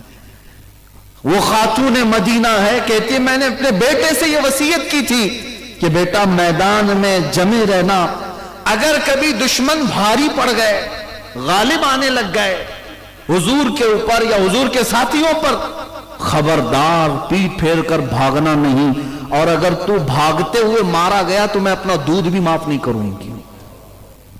اس خاتون نے اس سے کہا تھا میں اپنا دودھ معاف نہیں کروں گی اگر تو بھاگتے ہوئے مارا گیا تو خاتون کہتی ہے جب مجھے یہ اطلاع ملی کہ میرا بیٹا شہید ہوا، سب سے پہلے میں یہی دیکھنے آئی ہوں، میں میدان میں آئی اور اپنے بیٹے کا جبہ ہٹا کر میں نے پیٹھ پر ہاتھ پھیر کر دیکھا کہ کہیں بھاگتے ہوئے پیچھے سے تو نہیں مارا گیا، اور پھر جب مجھے پیٹھ پر کوئی زخم نہیں ملا، پلٹ کر دیکھا، میں شکر اس لیے ادا کی کہ سارے زخم میرے بیٹے نے سینے پر لیے، وہ سامنے سے لڑ کر کے سامنے سے زخم کھا کر کے مرا ہے۔ اس بات پر میں مولا کا شکر بجا لائی کہ مولا تو نے میری قبول کر لی۔ وہ مائیں تھی جن کی تربت پر مولا لاکھوں سلام نازل کرے۔ یہاں ہمارے حالات ایسے ہیں کہ ماں اور بہنیں ہاتھوں اور پیروں کی بیڑیاں بن جاتی ہیں، بیٹا کہاں جا رہا ہے، حالات خراب ہیں، یہ مولوی صاحب کے چکر میں مت پڑنا، ارے یہ تو ایسے بھڑکاتے رہتے ہیں، یہ بولتے رہتے ہیں، ان کے پیچھے جائے گا، تیری بھی زندگی خراب ہو جائے گی، تیرا کریئر تباہ ہو جائے گا، فیوچر برباد ہو جائے گا۔ میں ان عورتوں سے کہتا ہوں سنبھال کر کے رکھ لو ان بیٹوں کو، ایک دن آئے گا جب تمہاری عزت نوچنے کے لیے کتے آئیں گے، اس وقت بھی یہ تمہارے بیٹے کچھ نہیں کر سکیں گے، اس لیے کہ جن ماؤں نے اپنے بیٹوں کو نام رسول کے لیے کھڑا ہونا نہیں سکھایا، وہ بیٹا کبھی تمہاری عزت کے لیے بھی نہیں کھڑا ہو سکتا، کبھی نہیں کھڑا ہو سکتا۔ ایک بات یاد رکھیے، ہماری بزرگوں کی روایتیں یہ رہی ہیں کہ ہم نے اپنے بچوں کی جو تربیت کی ہے وہ اسی طرح سے، میں سو جاؤں یا مصطفیٰ کہتے کہتے، کھلے آنکھ میری صلی اعلیٰ کہتے کہتے، اور اگر آج تربیت بدل گئی ہے تو مجھے اس کی کوئی پرواہ نہیں، لیکن آ جاؤ واپس پھر اسی ماحول پر۔ بچوں کو سلانا تو بھی نام مصطفیٰ پر سلانا، اٹھانا اور جگانا تو نام مصطفیٰ پر جگانا۔ اقبال نے کیا خوب کہا، آبروئے ماں ز نام مصطفیٰ است، ہم سب کی عزت و آبرو حضور کے نام سے جڑی ہوئی ہے۔ کس کے نام سے؟ حضور کے نام سے جڑی ہوئی ہے۔ اگر تمہاری عزت سلامت آج عزت ہے تمہاری تو حضور کے نام کی وجہ سے۔ میں آپ سب سے میں گفتگو کرتا ہوں، میری تقریر کا کہاں ہے کوئی عطا پتہ ہی نہیں، تقریر کرنے کا میرے پاس ڈھنگ بھی نہیں، انداز بھی نہیں، مقرر نہیں، جذبات آپ کے سامنے رکھنے کا عادی ہوں۔ مجھے یہ بتاؤ یہ ممبر مجھے کیوں دیا آپ نے؟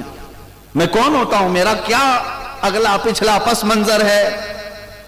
یہ ممبر یا بڑے سے بڑے ممبر پر اگر یہ مومنین اٹھا کر مجھے بٹھاتے ہیں تو صرف اس بات پر کہ یہ مصطفیٰ کی بات کرتا ہے، باقی کچھ نہیں۔ ہماری عزتیں حضور کے نام سے جڑی ہوئی ہیں۔ حضرت عمر فاروق رضی اللہ تعالیٰ عنہ کو جب لوگوں نے امیر المومنین کے نام سے پکارا، نعرہ لگایا گیا نا امیر المومنین، تو آپ کے آنکھوں سے آنسو نکل آئے۔ لوگوں کو جمع کر کے کہا، اے لوگوں میں بتاتا ہوں، میں خطاب کا بیٹا عمر ہوں۔ ان کے باپ کا نام خطاب۔ کہتے ہیں بچپن میں 2 بکریاں نہیں سنبھال پاتا تھا، لائن میں نہیں لگا پاتا، میرا باپ مجھے بار بار مارتا تھا، میں بہت مار کھایا اپنے باپ سے، لیکن آج 36 لاکھ اسکوائر کلومیٹر پر تنہا عمر کی حکومت ہے، جس میں مصر بھی تھا، ایران بھی تھا، یمن بھی تھا، عراق بھی تھا، فلسطین بھی تھا، پورا عرب نجد و حجاز بھی تھا، تنہا حضرت عمر فاروق کی نگرانی میں تھا۔ حضرت عمر کہتے ہیں بچپن میں جس کو 2 بکریاں سنبھالنی نہیں آتی، آج وہ 36 لاکھ اسکوائر کلومیٹر پر تنہا حکومت کرتا ہے۔ اے لوگوں، یہ خطاب کا بیٹا عمر ہونے کی وجہ سے نہیں، محمد کا غلام عمر ہونے کی وجہ سے ہے صلی اللہ تعالیٰ علیہ وسلم۔ رسول پاک کے قدموں سے وابستہ ہوا تو یہ ساری عزتیں ہماری ہیں۔ لوگوں نے مجھے امیر المومنین کہنا شروع کیا۔ لوگوں، صرف نام عمر ہے، عمر نام ہونے سے ہر کوئی فاروق نہیں بنتا۔ ابو جہل کا بھی نام عمر تھا، لیکن بات یہ ہے کہ عمر ہو تو قدموں پہ نچھاور ہو۔ اور ان صحابہ کو دیکھیں، میرے آقا کی نسبت ہی تو ہے حضور کے لیے۔ وہ جب جان دینے کی بات کرتے تھے تو مولا نے کہاں کس اوج پر پہنچایا، ایک عرب نے آدمی کا بول بالا کر دیا، خاک کے ذروں کو ہمدوش سریا کر دیا، خود نہ تھے جو راہ پر اوروں کے ہادی بن گئے، کیا نظر تھی جس نے کہ مردوں کو مسیحا کر دیا۔ میرے آقا صلی اللہ تعالیٰ علیہ وسلم کی عنایتوں نے انہیں کہاں پہنچایا۔ عزیزان گرامی، ان خواتین کی بات میں کر رہا تھا جو اپنے لال اور اپنے بیٹوں کی شہادت پر بھی ماتم نہیں کرتی، بلکہ یوں کہتی، مولا میری زندگی وصول ہو گئی، میرا بیٹا تیرے حبیب کے نام پر کام آ گیا۔ آج گھروں میں بزدلی کو ختم کریں۔ میں یہ نہیں کہتا کہ ہر کسی کو مرنے مارنے کے لیے بھیج دیں، میرے عزیزو، اسلام یہ بھی سکھاتا ہے۔ میرے آقا صلی اللہ علیہ وسلم نے فرمایا، لا تتمنوا لقاء عدوکم، تم دشمن سے مڈبھیڑ اور جنگ کرنے کی تمنا مت کرنا کہ ابھی جنگ ہو جائے، ابھی ماریں گے، یہ تمنا بھی مت رکھنا۔ جنگوں میں سوائے نقصان کے کیا ہوتا ہے؟ نقصان بہت ہوتا ہے، لیکن میرے آقا صلی اللہ علیہ وسلم نے فرمایا جنگ کی تمنا مت کرنا، لیکن اگر تمہارے سروں پر کوئی مسلط کر دیا تو پھر قدم بھی پیچھے نہ ہٹانا۔ یہ ہمارا ہے فریضہ، یہ ہے کہ ہم اس وقت تک بات نہیں کرتے۔ دیکھیں آج ہمارا کیا کیا نہیں چھین لیا گیا، سب تو ہماری مسجدیں پامال ہو رہی ہیں۔ روز ایک مسجد کی شہادت کی خبر آتی ہے، تقریباً مسجدوں کو انہوں نے ایسا کھلواڑ بنا دیا کہ راتوں رات پورے کے پورے لوگ مل کر کے اس کو مسمار کرتے ہیں۔ یہ حالات چل رہے ہیں، اور مسلمان کی جان اتنی سستی پڑ گئی آج کہ ان کو جانوروں سے بھی زیادہ دردناک موت کے ساتھ مار دیا جاتا ہے۔ یہ آج کے حالات ہیں، کشمیر جا کر دیکھیں، آسام میں دیکھیں، یہ سب کیا ہو رہا ہے۔ ہم نے کہاں آوازیں اٹھائی ہیں؟ ہمیں پتہ ہے یہ سب ہم مرنے کے انتظار میں باری لگی ہوئی ہے سب کی۔ میرے عزیزوں، سب کچھ چھینا گیا ہے، مسجدیں، خانقاہیں، مزارات، مسلمانوں کی جانیں۔ اب ہماری بچیاں بھی محفوظ نہیں رہی۔ لڑکیوں کو اٹھا کر کے لے جاؤ، مرتد بنا کر کے انہیں نکاح کرو، 4-6 مہینے کے بعد انہیں پھر پھینک دو، یہ بھی چل رہا ہے۔ ہماری بچیوں کو اٹھا کر کے لے جانا، قتل کر دینا، کتنے واقعات دیکھنے کو مل رہے۔ پھر کسی غریب مزدور کو کہیں پکڑ کر کے موب لنچنگ کرنا، یہ سب حالات ہم دیکھ رہے ہیں۔ ہمیں پتہ ہے ہم کس قسم پرسی کے عالم میں گزر رہے ہیں، لیکن ان سب کا جو اصل سبب ہے وہ ایک ہی ہے، ان کے جو ہم غلام تھے خلق کے پیشوا رہے، ان کے جو ہم غلام تھے خلق کے پیشوا رہے، ان سے پھرے، جہاں پھرا پھر آئی کمی وقار میں۔ یہ جو سبب ہے نا حضور سے پھرنے کی وجہ ہے، حضور سے جب منہ پھیرو گے یہ حالات ہوں گے۔ کتوں کو ہمارے اوپر مسلط کر دیا جائے گا، وہ نوچتے ہوئے بھونکتے ہوئے تمہارے سب کے چھتڑے اڑائیں گے۔ یہ آج حالات اسی وجہ سے، اور ظالموں کو سروں پر اس لیے بھی مسلط کیا جاتا ہے کہ تم سیدھے راستے پر آ جاؤ۔ جب بکریاں بہک جاتی ہیں تو کتے انہیں بھونک بھونک کر کے راستے پر لاتے ہیں۔ آج تمہارے اوپر بھی اسی طرح کے حالات آئے۔ اب ہونا یہ چاہیے کہ ہوش کے ناخن لیں اور اصل زندگی کا مقصد سمجھ لیں۔ مسلمانوں کی زندگی کا مقصد اور سبب یہی ہے جو تاج شریعہ بدر طریقہ رحمت اللہ تعالی علیہ نے اپنے کلام میں فرمایا، زندگی یہ نہیں کسی کی کسی کے لیے، زندگی ہے نبی کی نبی کے لیے۔ نہ سمجھ مرتے ہیں زندگی کے لیے، ارے جینا مرنا ہے سب کچھ نبی کے لیے۔ یہ سمجھ جاؤ، حضور پاک صلی اللہ تعالی علیہ وسلم کے لیے تمہیں امانت کے طور پر یہ سب چیزیں دی گئی، اس دن پھر تم عزت کو بھی پالو گے۔ ہاں اب حالات جو صحابہ کے ہوئے ہیں وہ وقتی طور پر ہوئے۔ ایک بات یاد رکھنا، میں حضور پاک صلی اللہ تعالی علیہ وسلم کی عزت کے لیے جو بھی میدان میں کھڑا رہے حفاظت کی بات کرے گا، اس کو دنیا مار تو سکتی ہے لیکن مردہ نہیں کر سکتی۔ توجہ ہے؟ ہاں ایک بات یاد رکھیں، تحفظ ناموس رسالت کے مشن پر کوئی آ گیا، دنیا ساری طاقت جھونک کر کے اسے مار تو سکتی ہے، مردہ کبھی نہیں کر سکتی۔ اس لیے کہ ہم نے دیکھا یزید نے مارا تھا لیکن حسین کو مردہ کبھی نہیں کر سکا۔ مردہ ہونا اور ہے، مار دینا اور ہے۔ ہمارے ہاں تو عقیدہ یہ ہے اسلام زندہ ہوتا ہے ہر کربلا کے بعد۔ جس دن ہماری گردنیں کٹی جائیں گی مر تو جائیں گے لیکن ان کو مردہ نہیں کہا جائے گا، مردہ نہیں ہے۔ اللہ ان کی حیات کی بشارت قرآن میں دے رہا ہے۔ عزیزان گرامی وقار، صحابہ کے کردار میں 2 مثالیں اور رکھ دیتا ہوں۔ حضرت خواتین کی بھی کردار ہے۔ سیدہ بی بی سمیہ رضی اللہ تعالیٰ عنہ، یہ گھر گھر جاتی تھی پیغام مصطفیٰ لے کر کے۔ یہ مکہ کی گلیوں میں جب ابھی زندگی بڑی کٹھن تھی، کھل کر کے نماز نہیں پڑھ سکتے تھے، اس وقت کی بات ہے، حضرت سیدہ سمیہ مشرکین کے گھروں میں جاتی اور حضور کی محبت انہیں پلا کر کے آتی تھی۔ یہ بات کبھی ان کو برداشت نہیں ہوتی۔ ابو جہل نے ایک مرتبہ حضرت سمیہ کو گرفتار کروایا اور بیچ چوراہے میں ان کو گھوڑے کے پیروں سے باندھا گیا۔ ان کے دونوں ہاتھ آگے سے، ان کے پیر پیچھے کے پیروں سے گھوڑے کے باندھ کر گھوڑے کو دوڑایا گیا۔ گھوڑا دوڑتا تھا، ان کی ہڈیاں سرکتی تھیں، ان کی ہڈیاں توڑ دی گئیں اور اس کے بعد ان کی شرمگاہ پر نیزہ مار کر انہیں شہید کیا گیا۔ دردناک شہادت۔ اور اسلام میں شہادت پانے والی سب سے پہلی خاتون سیدہ سمیہ کس نام پر ماری گئی؟ نام مصطفیٰ پر، حضور کی عزت پر۔ اور حضرت یاسر جو حضرت سمیہ کے شوہر تھے، ان کا حال یہ تھا کہ ان کو مشرکین پکڑ کر کے کوئلے جلا کر اس میں الٹا لٹا دیتے تھے۔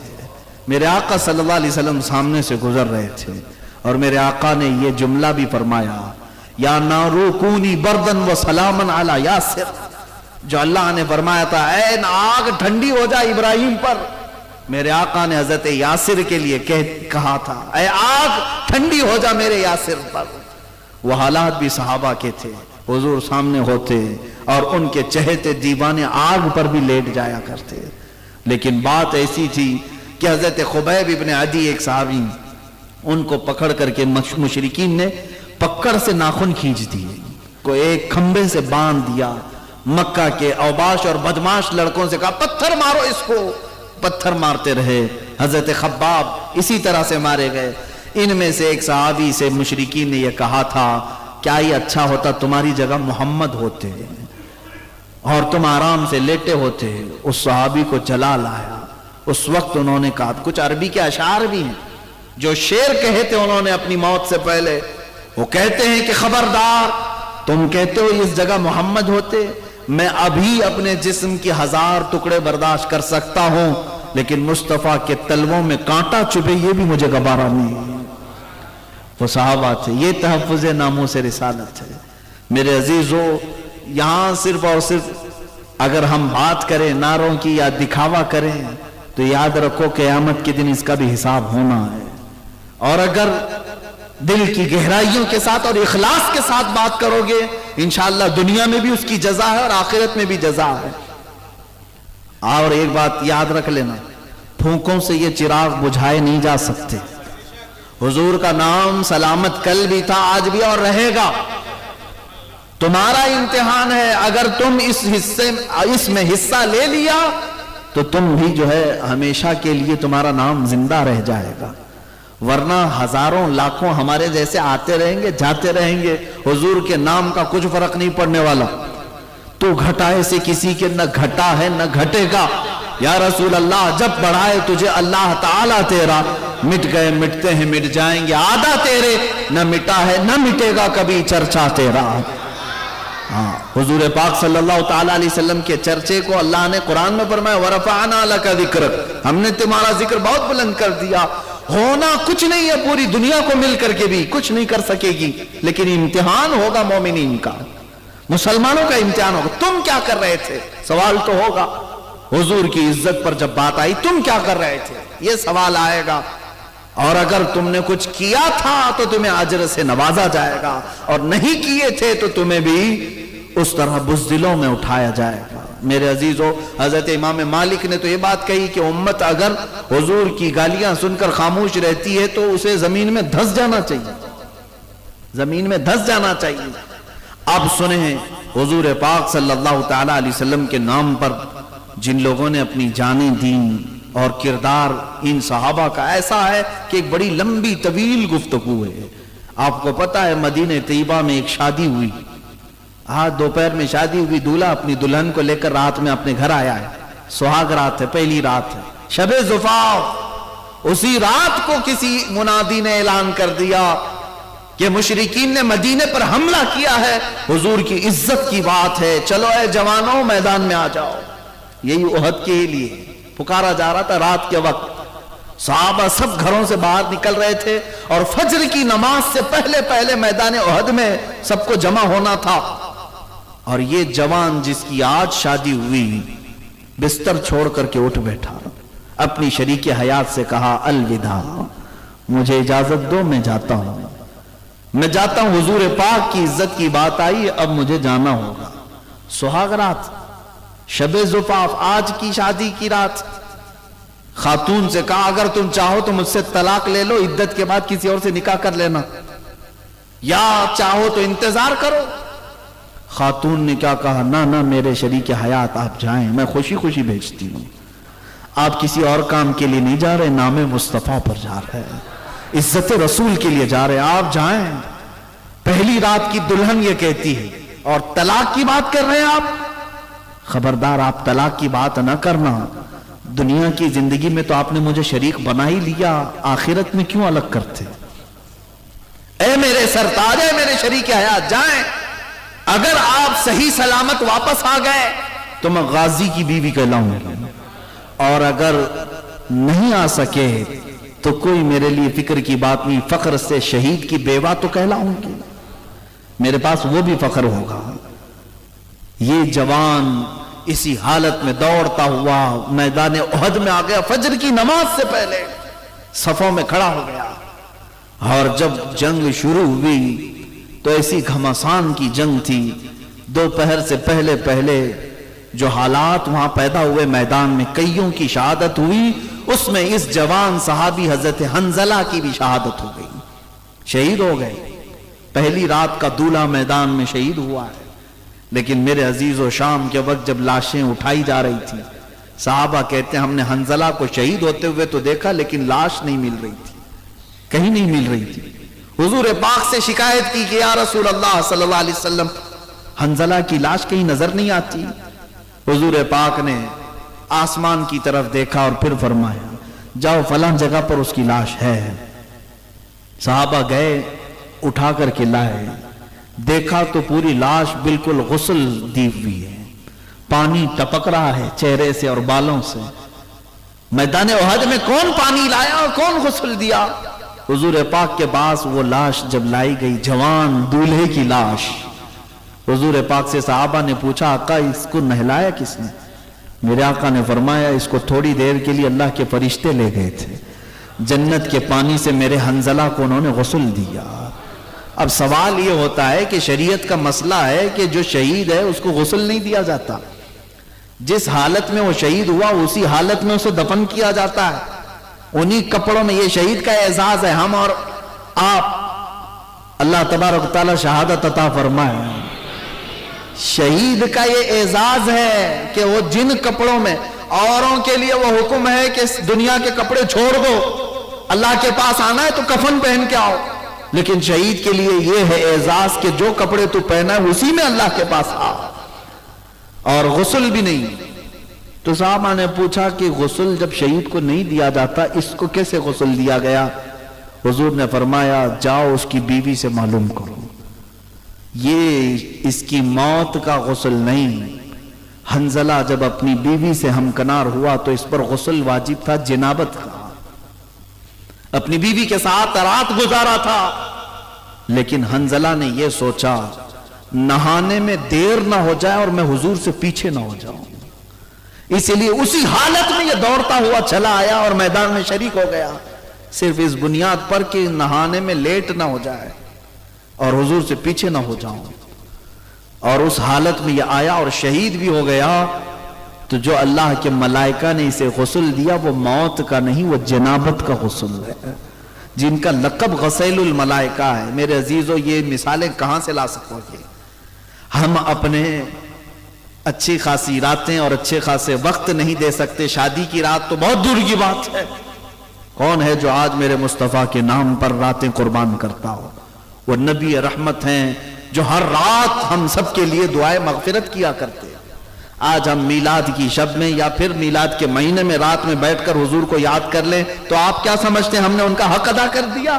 قسم خدا کی حضور پاک کی آنکھوں سے نکلے ہوئے ایک آنسو کے قطرے کا بھی حق نہیں ادا ہو سکے گا، لیکن پھر بھی لوگ یہ آئیں کائیں کرتے رہتے۔ ہمارے پاس ٹائم نہیں ہے مولانا، وقت نہیں ہے، جو کچھ کرنا ہے وہ ہمیں دکان میں کرنا پڑتا ہے، جاب میں کرنا پڑتا ہے، تمہیں پتہ نہیں جو کچھ تم کھا رہے ہو سب رسول کا صدقہ کھا رہے ہو، حضور پاک صلی اللہ تعالی علیہ وسلم کے نام کا ہے تمہارے پاس جو کچھ بھی ہے۔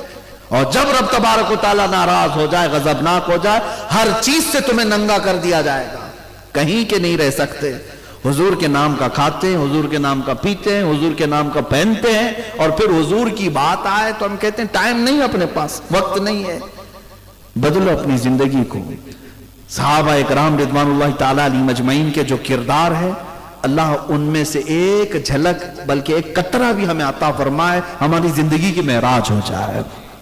وہ صحابہ کو دیکھیں، ایک ظالم حضور پاک صلی اللہ تعالیٰ علیہ وسلم کے چہرے پر لوہے کی ٹوپی جو جنگوں میں پہنی جاتی تھی وہ آپ کے چہرے پر مار دیا، اور جیسے ہی وہ آئی حضور پاک کے رخسار مبارک سے لوہے کی جو کڑیاں تھی وہ اندر گھس گئیں، اور جس کی وجہ سے حضور کے 2 دانت مبارک شہید ہوئے۔ وہ لوہے کی ٹوپی تو نکال لی گئی، لیکن جو کڑی تھی، جو تانت تھا، وہ حضور کے رخسار پاک پر اندر چبھا ہوا تھا۔ کوئی صحابی جو بھی تھے گھبرائے اتنے تھے کہ سارے لوگوں کے جسم میں کپ کپی تاری تھی، हुजूर को कोई तकलीफ हो जाए ये सहाबा को बर्दाश्त नहीं था। ये कड़ी कैसे निकाली जाए। हजरत अबू बकर सिद्दीक बार बार आगे बढ़ते, फिर वो सहाबी आए हजरत अबू उबैदा बिन जर्राह रज़ी अल्लाह ताला अन्हु, सबको हटाते हुए उन्होंने कहा ये काम मुझे दे दे, मैं रसूल पाक सल्लल्लाहु अलैहि वसल्लम के चेहरे पाक के अंदर गई हुई इस कड़ी को निकालता हूं।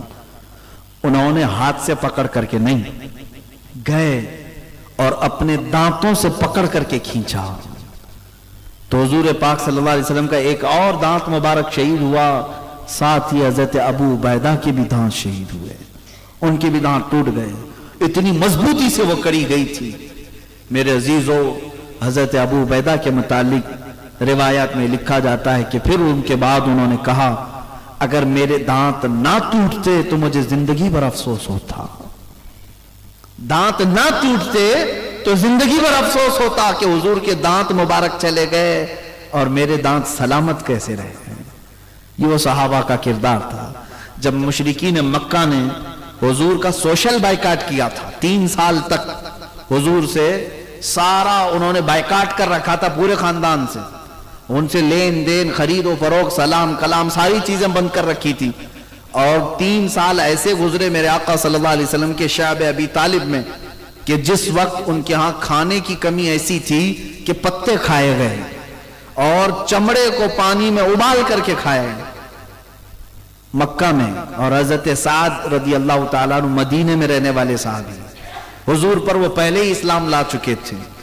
जब उनको ये खबर हुई ना कि मक्का वालों ने हुजूर का सोशल बाइकाट कर रखा है, हजरत साद मदीने में बैठ करके चमड़े पकाते थे और खाते थे और ये कहते ये कैसे गवारा होगा कि मेरे आका सल्लल्लाहु अलैहि वसल्लम पर फाका चल रहा हो और मैं घर घर में गरम गरम रोटियां तोड़ रहा हूं।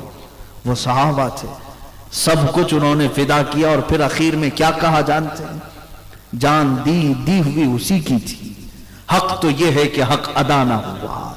हजरत अबू कुतादा के बारे में मैं कहते कहते रुक गया था। हुजूर पर जब तीर बरसाए जा रहे थे तो ये ढाल बनकर खड़े थे, इनके जिस्म पर वो ढाल बनने की वजह से कितने तीर आए मालूम, 80 तीर लगे थे, लेकिन वो हटने को तैयार नहीं थे, हुजूर पाक के सामने से हटने को तैयार नहीं थे कि कोई तीर हुजूर की तरफ ना आ जाए। जिस्म पर 80 तीर गए, यहां तक के एक तीर आया हजरत अबू कुतादा की सीधे आंख में चला गया और उनकी आंख का ढेला बाहर आ गया, आंख की पुतली बाहर आ गई, लटक गई। उसके बावजूद भी सहाबा कहने लगे अब ये मौका हमें दे दो। हजरत अबू कुतादा कहते नहीं, जिस्म पूरा खत्म हो जाए तब तक मैं यहां से नहीं हटूंगा। तहफ्फुज़ नामों से रिसालत किसी आम मसले को कहते हैं, किसी ऐसी हल्की चीज को कहते हैं। सहाबा से सीखो, सब कुछ निछावर किया।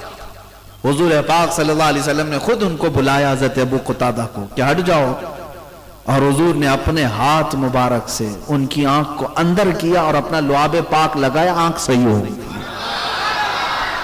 आंख सही हो गई। इसीलिए तो वो सहाबा सब कुछ निछावर करते थे। कौन देता है देने को मुंह चाहिए, देने वाला है सच्चा हमारा नबी। और उनका अकीदा यही था जो उस अकीदे को लेकर के बरेली के ताजदार ने ये लिखा था, शाफियो नाफी हो तुम, वाफियो काफी हो तुम, दर्द को कर दो दवा, तुम पे करोड़ों दुरूद। अजीजा ने गिरामी वकार सहाबा इकराम रिदवानुल्लाह ताला अलैहिम अजमईन की कुर्बानियां बयान करूं रात ना काफी है। तहफ्फुज़ नामों से रिसालत पर उनकी कुर्बानियां बेशुमार हैं। अल्लाह जब कुरान में उनके मुतालिक ये फरमाता है रज़ी अल्लाहु अन्हुम, अल्लाह इन सब से राजी हुआ, अल्लाह उन सब से राजी हुआ। किस बात पर? कि ये नबी के लिए हर चीज कुर्बान करते हैं, हर चीज। हुजूर पाक सल्लल्लाहु ताला अलैहि वसल्लम की किसी एक चीज को भी ये हल्के में नहीं लेते। उस खालिद बिन वलीद को सुनते हैं आप, जिन्होंने अपनी जिंदगी में 125 जंगें लड़ी। कितनी? 125 जंगें लड़ी हैं। जंग की बात कर रहा हूं, कोई जंग महीने महीने चली है, कोई 15 दिन 20 दिन, जंग की हालत में पूरी जिंदगी गुजर गई। अच्छा, उनकी खुसूसियत तो देखें, 125 जंगों में एक जंग में भी शिकस्त नहीं हुई। इसीलिए तो मेरे आका ने उनको सैफुल्लाह कहा था। یہ اللہ کی تلوار ہے. اور حضرت خالد بن ولید کہتے ہیں میرے پورے جسم پر ایک بالشت بھی جگہ باقی نہیں جہاں تیر یا نیزہ نہ لگاؤ. ایک بالشت جگہ بھی باقی نہیں, ہر جگہ لگا, لیکن شہادت نہیں ہوئی. کسی جنگ میں آپ کو کوئی شہید نہیں کر سکا. وہ طبعی موت ان کا انتقال ہوا اپنے بستر پر, حضرت خالد بن ولید. اس کی وجہ مفسرین یہ بتاتے ہیں اگر کوئی ان کو میدان جنگ میں مار دیتا, شہید کرتا, تو پھر دنیا یہ کہتی کہ اللہ کی تلوار ٹوٹ گئی. سیف اللہ ہے نا اللہ کی تلوار. ان کے بارے میں بات کر رہا ہوں جس نے 125 جنگیں لڑی. وہ کیسا بطل جلیل اور بہادر عظیم, اور دشمنوں کے ناکوں تلے چنے چبوا دے, بہت مشہور جرنیل. ایک جنگ میں حالت ایسی آ گئی کہ کفار سر پہ سوار تھے, کسی نے تلوار ماری تو آپ کا امامہ کھل کر نیچے گر گیا, امامہ گر گیا. اور ادھر خالد بن ولید کے سر پر ایک کافر کھڑا ہے تلوار لے کر, اور جنگ کے جوہر جاننے والا تو مقابلہ کرتا, کپڑے چھوڑ دیتا. ارے میاں کبھی ہاتھ کٹ رہا ہے, کبھی جبہ پھٹ رہا ہے, یہ تھوڑی نہ دیکھا جاتا ہے جنگ کے میدان. خالد بن ولید نے مشرکین کو اٹھائے ہوئے تلواروں کی طرف نہیں دیکھا, وہ امامہ اٹھانے کے لیے بھاگے, دوڑے اور جا کر کے اٹھایا. ارے یہاں اس وقت تک تو گردن پہ تلواریں چل جاتی, ٹکڑے کر دیتے, کئی لوگ سوار تھے سر پر. پھر بھی آپ وہ امامہ اٹھانے کے لیے گئے, اٹھا کر کے لے آئے, اور جس کے ہاتھ میں تلوار تھی وہ رک گیا اور کہا خالد بن ولید ہے تو, میں نے تیرے بہادری کے بڑے قصے سنے, لیکن آج ایسا کام تجھ کو کرتے ہوئے دیکھا جو ایک عام سپاہی بھی نہیں کرتا. ارے سر سے اگر ٹوپی یا امامہ گرا تو سامنے دشمن بھی تو کھڑا تھا. خالد بن ولید نے جواب کیا دیا, اے ظالموں تمہیں پتہ نہیں یہ عام ٹوپی نہیں ہے, یہ عام امامہ نہیں ہے. اس امامے میں میں نے اپنے رسول پاک کے 3 موئے مبارک رکھے ہیں. میرا یقین یہ ہے کہ جس جنگ میں بھی فتح ہوتی ہے وہ خالد بن ولید کی وجہ سے نہیں, رسول اللہ کے موئے مبارک کی وجہ سے. اور میں اپنی ساری چیزیں برداشت کر سکتا ہوں, لیکن رسول پاک کا موئے مبارک زمین پہ آئے یہ مجھے گوارا نہیں. میں اٹھانے کے لیے اپنی جان دے سکتا ہوں. 3 موئے مبارک اٹھانے کے لیے دشمنوں کے سامنے گردن دینے والا اللہ نے اسی کو سیف اللہ بنایا ہے. عزیزان گرامی وقار, حضور پاک صلی اللہ تعالیٰ علیہ وسلم کی کسی بھی چیز کو صحابہ اکرام ہلکے میں نہیں لیتے کبھی. کسی ایک صحابی حضرت انس بن نزیر ہیں, باتیں لگی آ رہی ہیں, میں آپ کے سامنے عرض کر رہا ہوں اس لیے کہ میں نے شروع میں ہی کہا حضرت نے اور انتظامیہ نے مجھے یہ جو عنوان دیا ہے یہ میری پوری زندگی کا عنوان, آپ کی پوری زندگی کا عنوان. حضرت انس بن نزیر حضور کے قریبی صحابی, رازدار بھی کہہ لیں, حضور ان کو ساتھ رکھتے. قباء کی مسجد میں نماز پڑھ کر کے حضور نکلے تھے, ایک خط آیا, کوئی قاصد خط لے کر کے آیا, مکہ والے جنگ کی تیاری کر رہے ہیں اور اس میں سب پوائنٹ لکھے ہوئے تھے. حضور نے حضرت انس کو دیا, ان کا گھر قریب میں تھا, مسجد قباء کے قریب. اکیلے میں بلایا, کہا انس یہ پڑھ کے سناؤ کیا ہے. خط حضرت انس نے پڑھ کر کے سنایا, خط بند کر دیا. حضور نے فرمایا یہ راز ہے تیرے اور میرے بیچ میں, کسی کو خبر نہیں ہونی چاہیے, تیرے اور میرے بیچ میں یہ راز ہے.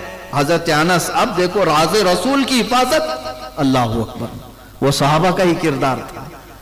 انہوں نے کہا یا رسول اللہ بس یہاں پر مہر بند ہو گئی. حضور صلی اللہ تعالیٰ علیہ وسلم نکلے گھر کے باہر, انس بن نزیر کی بیوی گھر کے اندر تھی, آئی, پوچھا کیا خط آیا ہے مکہ سے. کہا تجھے کیسے خبر, کہا بتاؤ تو صحیح کیا پیغام ہے. حضرت انس نے کہا کچھ بھی نہیں ہے, خبردار اس سلسلے میں بات مت کرنا, اس سلسلے میں مجھ سے گفتگو بھی مت کرنا. اپنی بیوی کو کہہ رہے ہیں.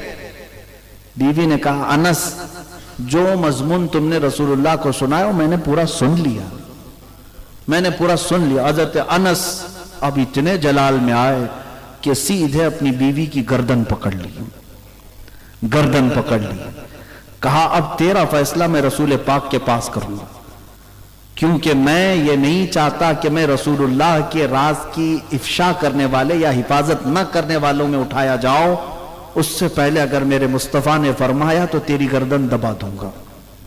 اپنی بہت چہیتی بیوی, قریبی بیوی تھی, गर्दन पकड़ करके ही बाहर लेकर आए। हुजूर अभी करीब में थे, रसूल पाक सल्लल्लाहु अलैहि वसल्लम की बारगाह में आए, कहा या रसूल अल्लाह मुझ गरीब को माफ कर दें, जो खत आपने राज फरमाया था वो मेरी बीवी ने दीवार पीछे से सुन लिया। रसूल पाक सल्लल्लाहु अलैहि वसल्लम ने एक नजर उसकी तरफ देखी, हजरत अनस उसकी गर्दन छोड़ने को तैयार नहीं, किसी हालत में गर्दन छोड़ने को तैयार नहीं।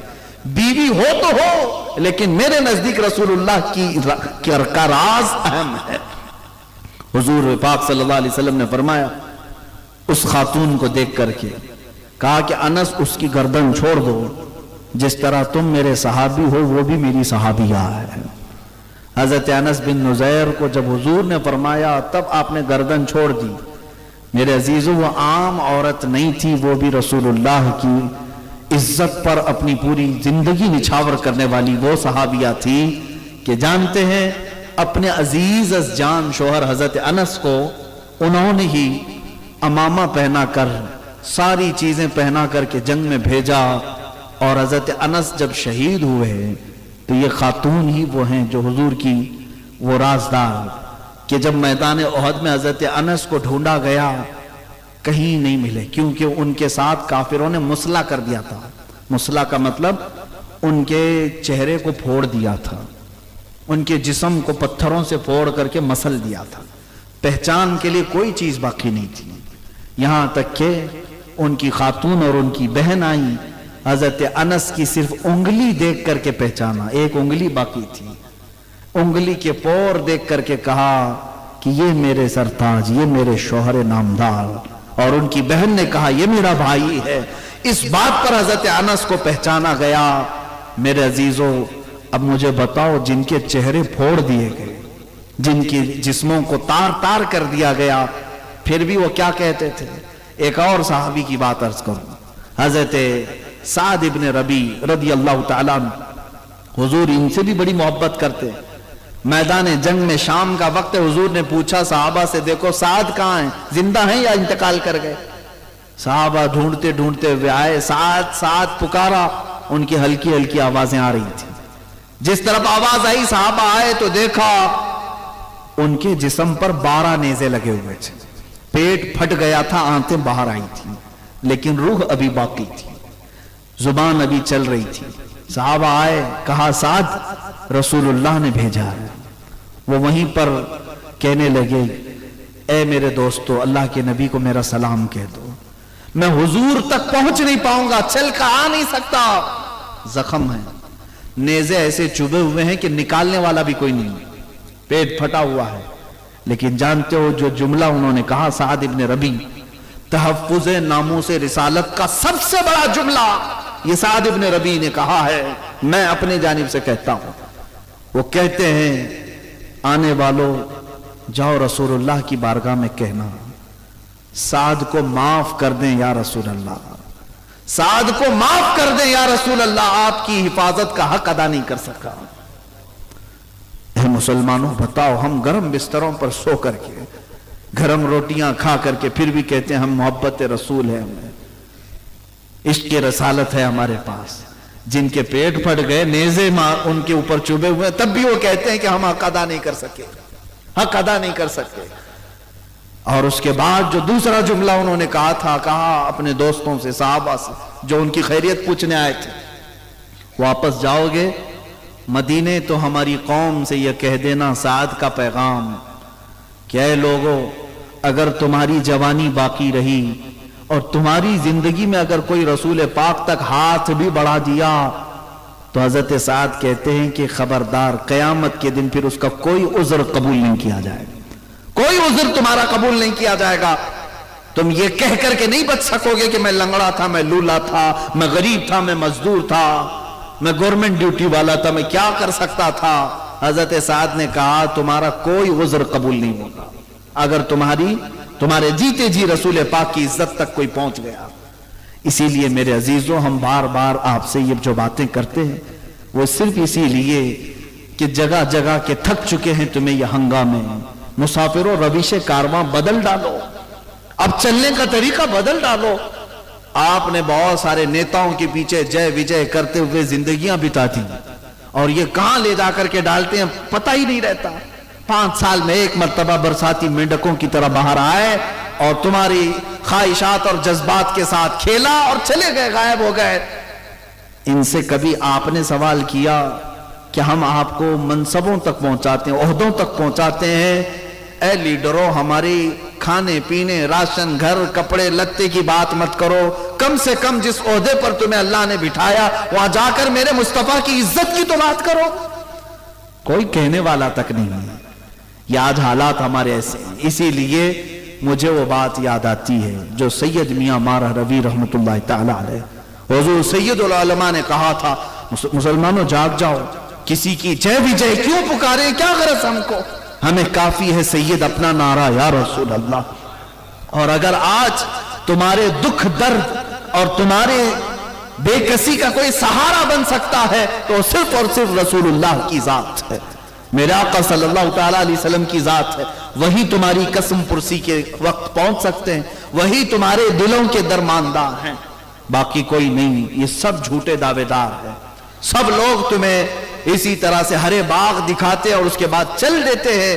تمہارا کوئی دکھ اور درد سمجھتا ہے اور مدد کو پہنچتا ہے تو صرف وہ محمد رسول اللہ کی ذات ہے. وہ دیکھو فالج ہو گیا، لقوہ ہو گیا، اور بوسیری امام بوسیری نے بستر میں پکارا تھا هو الحبیب الذی ترجا شفاعتہ لکل حول من الاحوال مقتحمی، تو وہ مدینے سے چل کر میرے آقا خواب میں تشریف لائے. فالج کی بیماری والے کے لیے کوئی حکیم جلدی چل کر نہیں آتا، وہ رسول اللہ کی ذات ہے.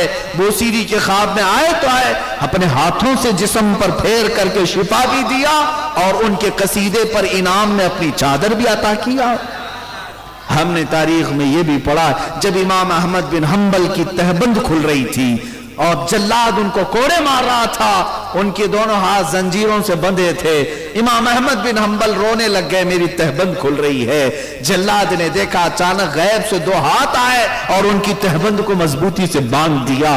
اس کے بعد احمد بن حنبل ہنسنے لگے اور جلاد سے کہنے لگے اب مار تو کوڑے اور مار اور کوڑے مار. وہ یعنی حیرت میں آ کر کے کوڑا رکھ دیا اور پوچھا یہ کیا ہوا، تیری لنگی تیری تہبند کھل رہی تھی، یہ کون آیا جو تیری تہبند کو سنبھال لیا؟ امام احمد بن حنبل نے اپنی وارفتگی میں کہا تھا جس کے لیے کوڑے کھا رہا تھا وہ ہاتھ آ گئے ہیں. اور یہی تو مسلمانوں ہمارا عقیدہ بھی یہی ہونا چاہیے کہ مرو بھی تو حضور کے نام پر، کہ ہم قبر میں جاتے ہیں تو بھی ہمارے بزرگوں نے ہمیں یہ عقیدہ دیا ہے. فرشتے اگر آتے بھی ہیں تب بھی ہم یہ کہتے ہیں اب تو پائے ناز سے اے فرشتوں کیوں اٹھو، اب تو پائے ناز سے اے فرشتوں کیوں اٹھو، مر کے پہنچاؤں یہاں اس دل ربا کے واسطے. یا رسول اللہ صلی اللہ تعالیٰ علیہ وسلم، حضور پاک صلی اللہ تعالیٰ علیہ وسلم کے لیے ہی امام اہل سنت نے فرمایا تم آج یہ سمجھ لو، آج یہ سمجھ لو کہ تمہارے دکھ، تمہارے درد اور تمہارے غم میں کوئی پرسان حال ہے تو مدینے کا تاجدار ہے. اس رسول پاک کی ذات کو ہم نے پڑھا ہے، ہرن اپنے بچوں کی جدائی پر روئے تو میرے آقا بے قرار ہو جائیں، اور اس کی ضمانت کے لیے ہرن کے شکاری کو کہیں کہ اسے چھوڑ دے اپنے بچوں کو دودھ پلا کر آئے گی. یہ واقعہ بھی آپ نے سنا ہوگا. حضور منبر پر خطبہ دے رہے تھے، وہ لکڑی جس کو حضور پکڑ کر کے خطبہ دیتے تھے اسے چھوڑ دیا، لکڑی نے رونا شروع کیا، حضور خطبہ چھوڑ کر کے آ گئے، اس لکڑی کو اٹھایا سینے سے لگایا. وہ رسول محتشم صلی اللہ علیہ وسلم ہرن کے رونے کو برداشت نہیں کر پاتے، لکڑی کا رونا نہیں دیکھ سکتے. تم تو امتی ہو، میرے مصطفیٰ کے غلام ہو، ایک بار اگر ان کے دربار سے وابستہ ہو گئے تو پھر دیکھنا جس رات کو بھی تم پکارو گے میرے آقا کو، وہ آقا ضرور تمہارے اپنے دیدار سے مشرف کریں گے. سنا ہے آپ ہر عاشق کے گھر تشریف لاتے ہیں، یا رسول اللہ میرے گھر میں بھی ہو جائے چراغاں، میرے دل میں بھی ہو جائے چراغاں یا رسول اللہ. عزیزان گرامی، اعلیٰ حضرت کے اسی شعر پر میں اپنی گفتگو کو سمیٹتے ہوئے ختم پر لاتا ہوں. تم سمجھ لو آج کی زمانے میں کوئی تمہارا دوسرا درماندہ نہیں ہے، کوئی تمہارا دوسرا آسرا اور سہارا نہیں ہے. जान लो आज ले उनकी पनाह, आज मदद मांग उनसे, फिर न मानेंगे कयामत में अगर मान गया। अपनी सारी जिंदगी हुजूर की तरफ कर दो, अपना रुख उनकी तरफ फेर दो, अपनी जिंदगी का चलना फिरना हुजूर की तरफ कर दो। इसी को नामूस रिसालत की हिफाजत कहते हैं। ये नहीं कि सिर्फ जुबान से तुम कहो हम हुजूर की इज्जत पर मरते, नहीं मेरे अजीजों, हुजूर की सुन्नतों के लिए अपनी सारी कुर्बानियां दे दो। अगर दुनिया तुम्हें ताना मारती है तो मारने दो, तुम्हारी दाढ़ियों को ये नोचती है तो नोचने दो। तुमने इनके लिए दाढ़ी नहीं रखी, मेरे मुस्तफा के लिए रखी है। हमने चेहरा अगर सजाया है तो इसलिए कि आज न कल हमारा जनाजा उठेगा और कब्र में हम जाएंगे। कब्र में कोई नेता कोई दोस्त हमारे सामने नहीं होगा। अगर आज दुनिया तुम्हें छोड़ देती है सुन्नतों की बुनियाद पर तो छोड़ने दो, सारी दुनिया रूठ जाए, अल्लाह का नबी तुम्हारा हो जाए, बस इतनी जिंदगी काफी है। आला हज़रत ने इसी को कहा था, उन्हीं जाना उन्हीं माना, न रखा गैर से काम, लिल्लाहिल हम्द मैं दुनिया से मुसलमान गया। अजीजा ने गिरामी, ये वस्फ जब तुम्हारे दिलों में आ जाए तो फिर समझ लो हर पस्त बाला हो जाएगा। इकबाल कहता है, कुव्वत इश्क से हर पस्त को बाला कर दे, दहर में नामे मोहम्मद से उजाला कर दे। और तेरी तरक्की का एक राज है, तेरी कामयाबी का एक राज है, तेरे बुलंदी पर पहुंचने का एक राज है, तेरे इक्तिदार के वापस आने का एक राज है, तेरी सरबुलंदी का एक राज है, तेरी खोई हुई इज्जत के वापस आने का एक राज है। वो राज क्या है कि मोहम्मद से वफा तूने तो हम तेरे हैं।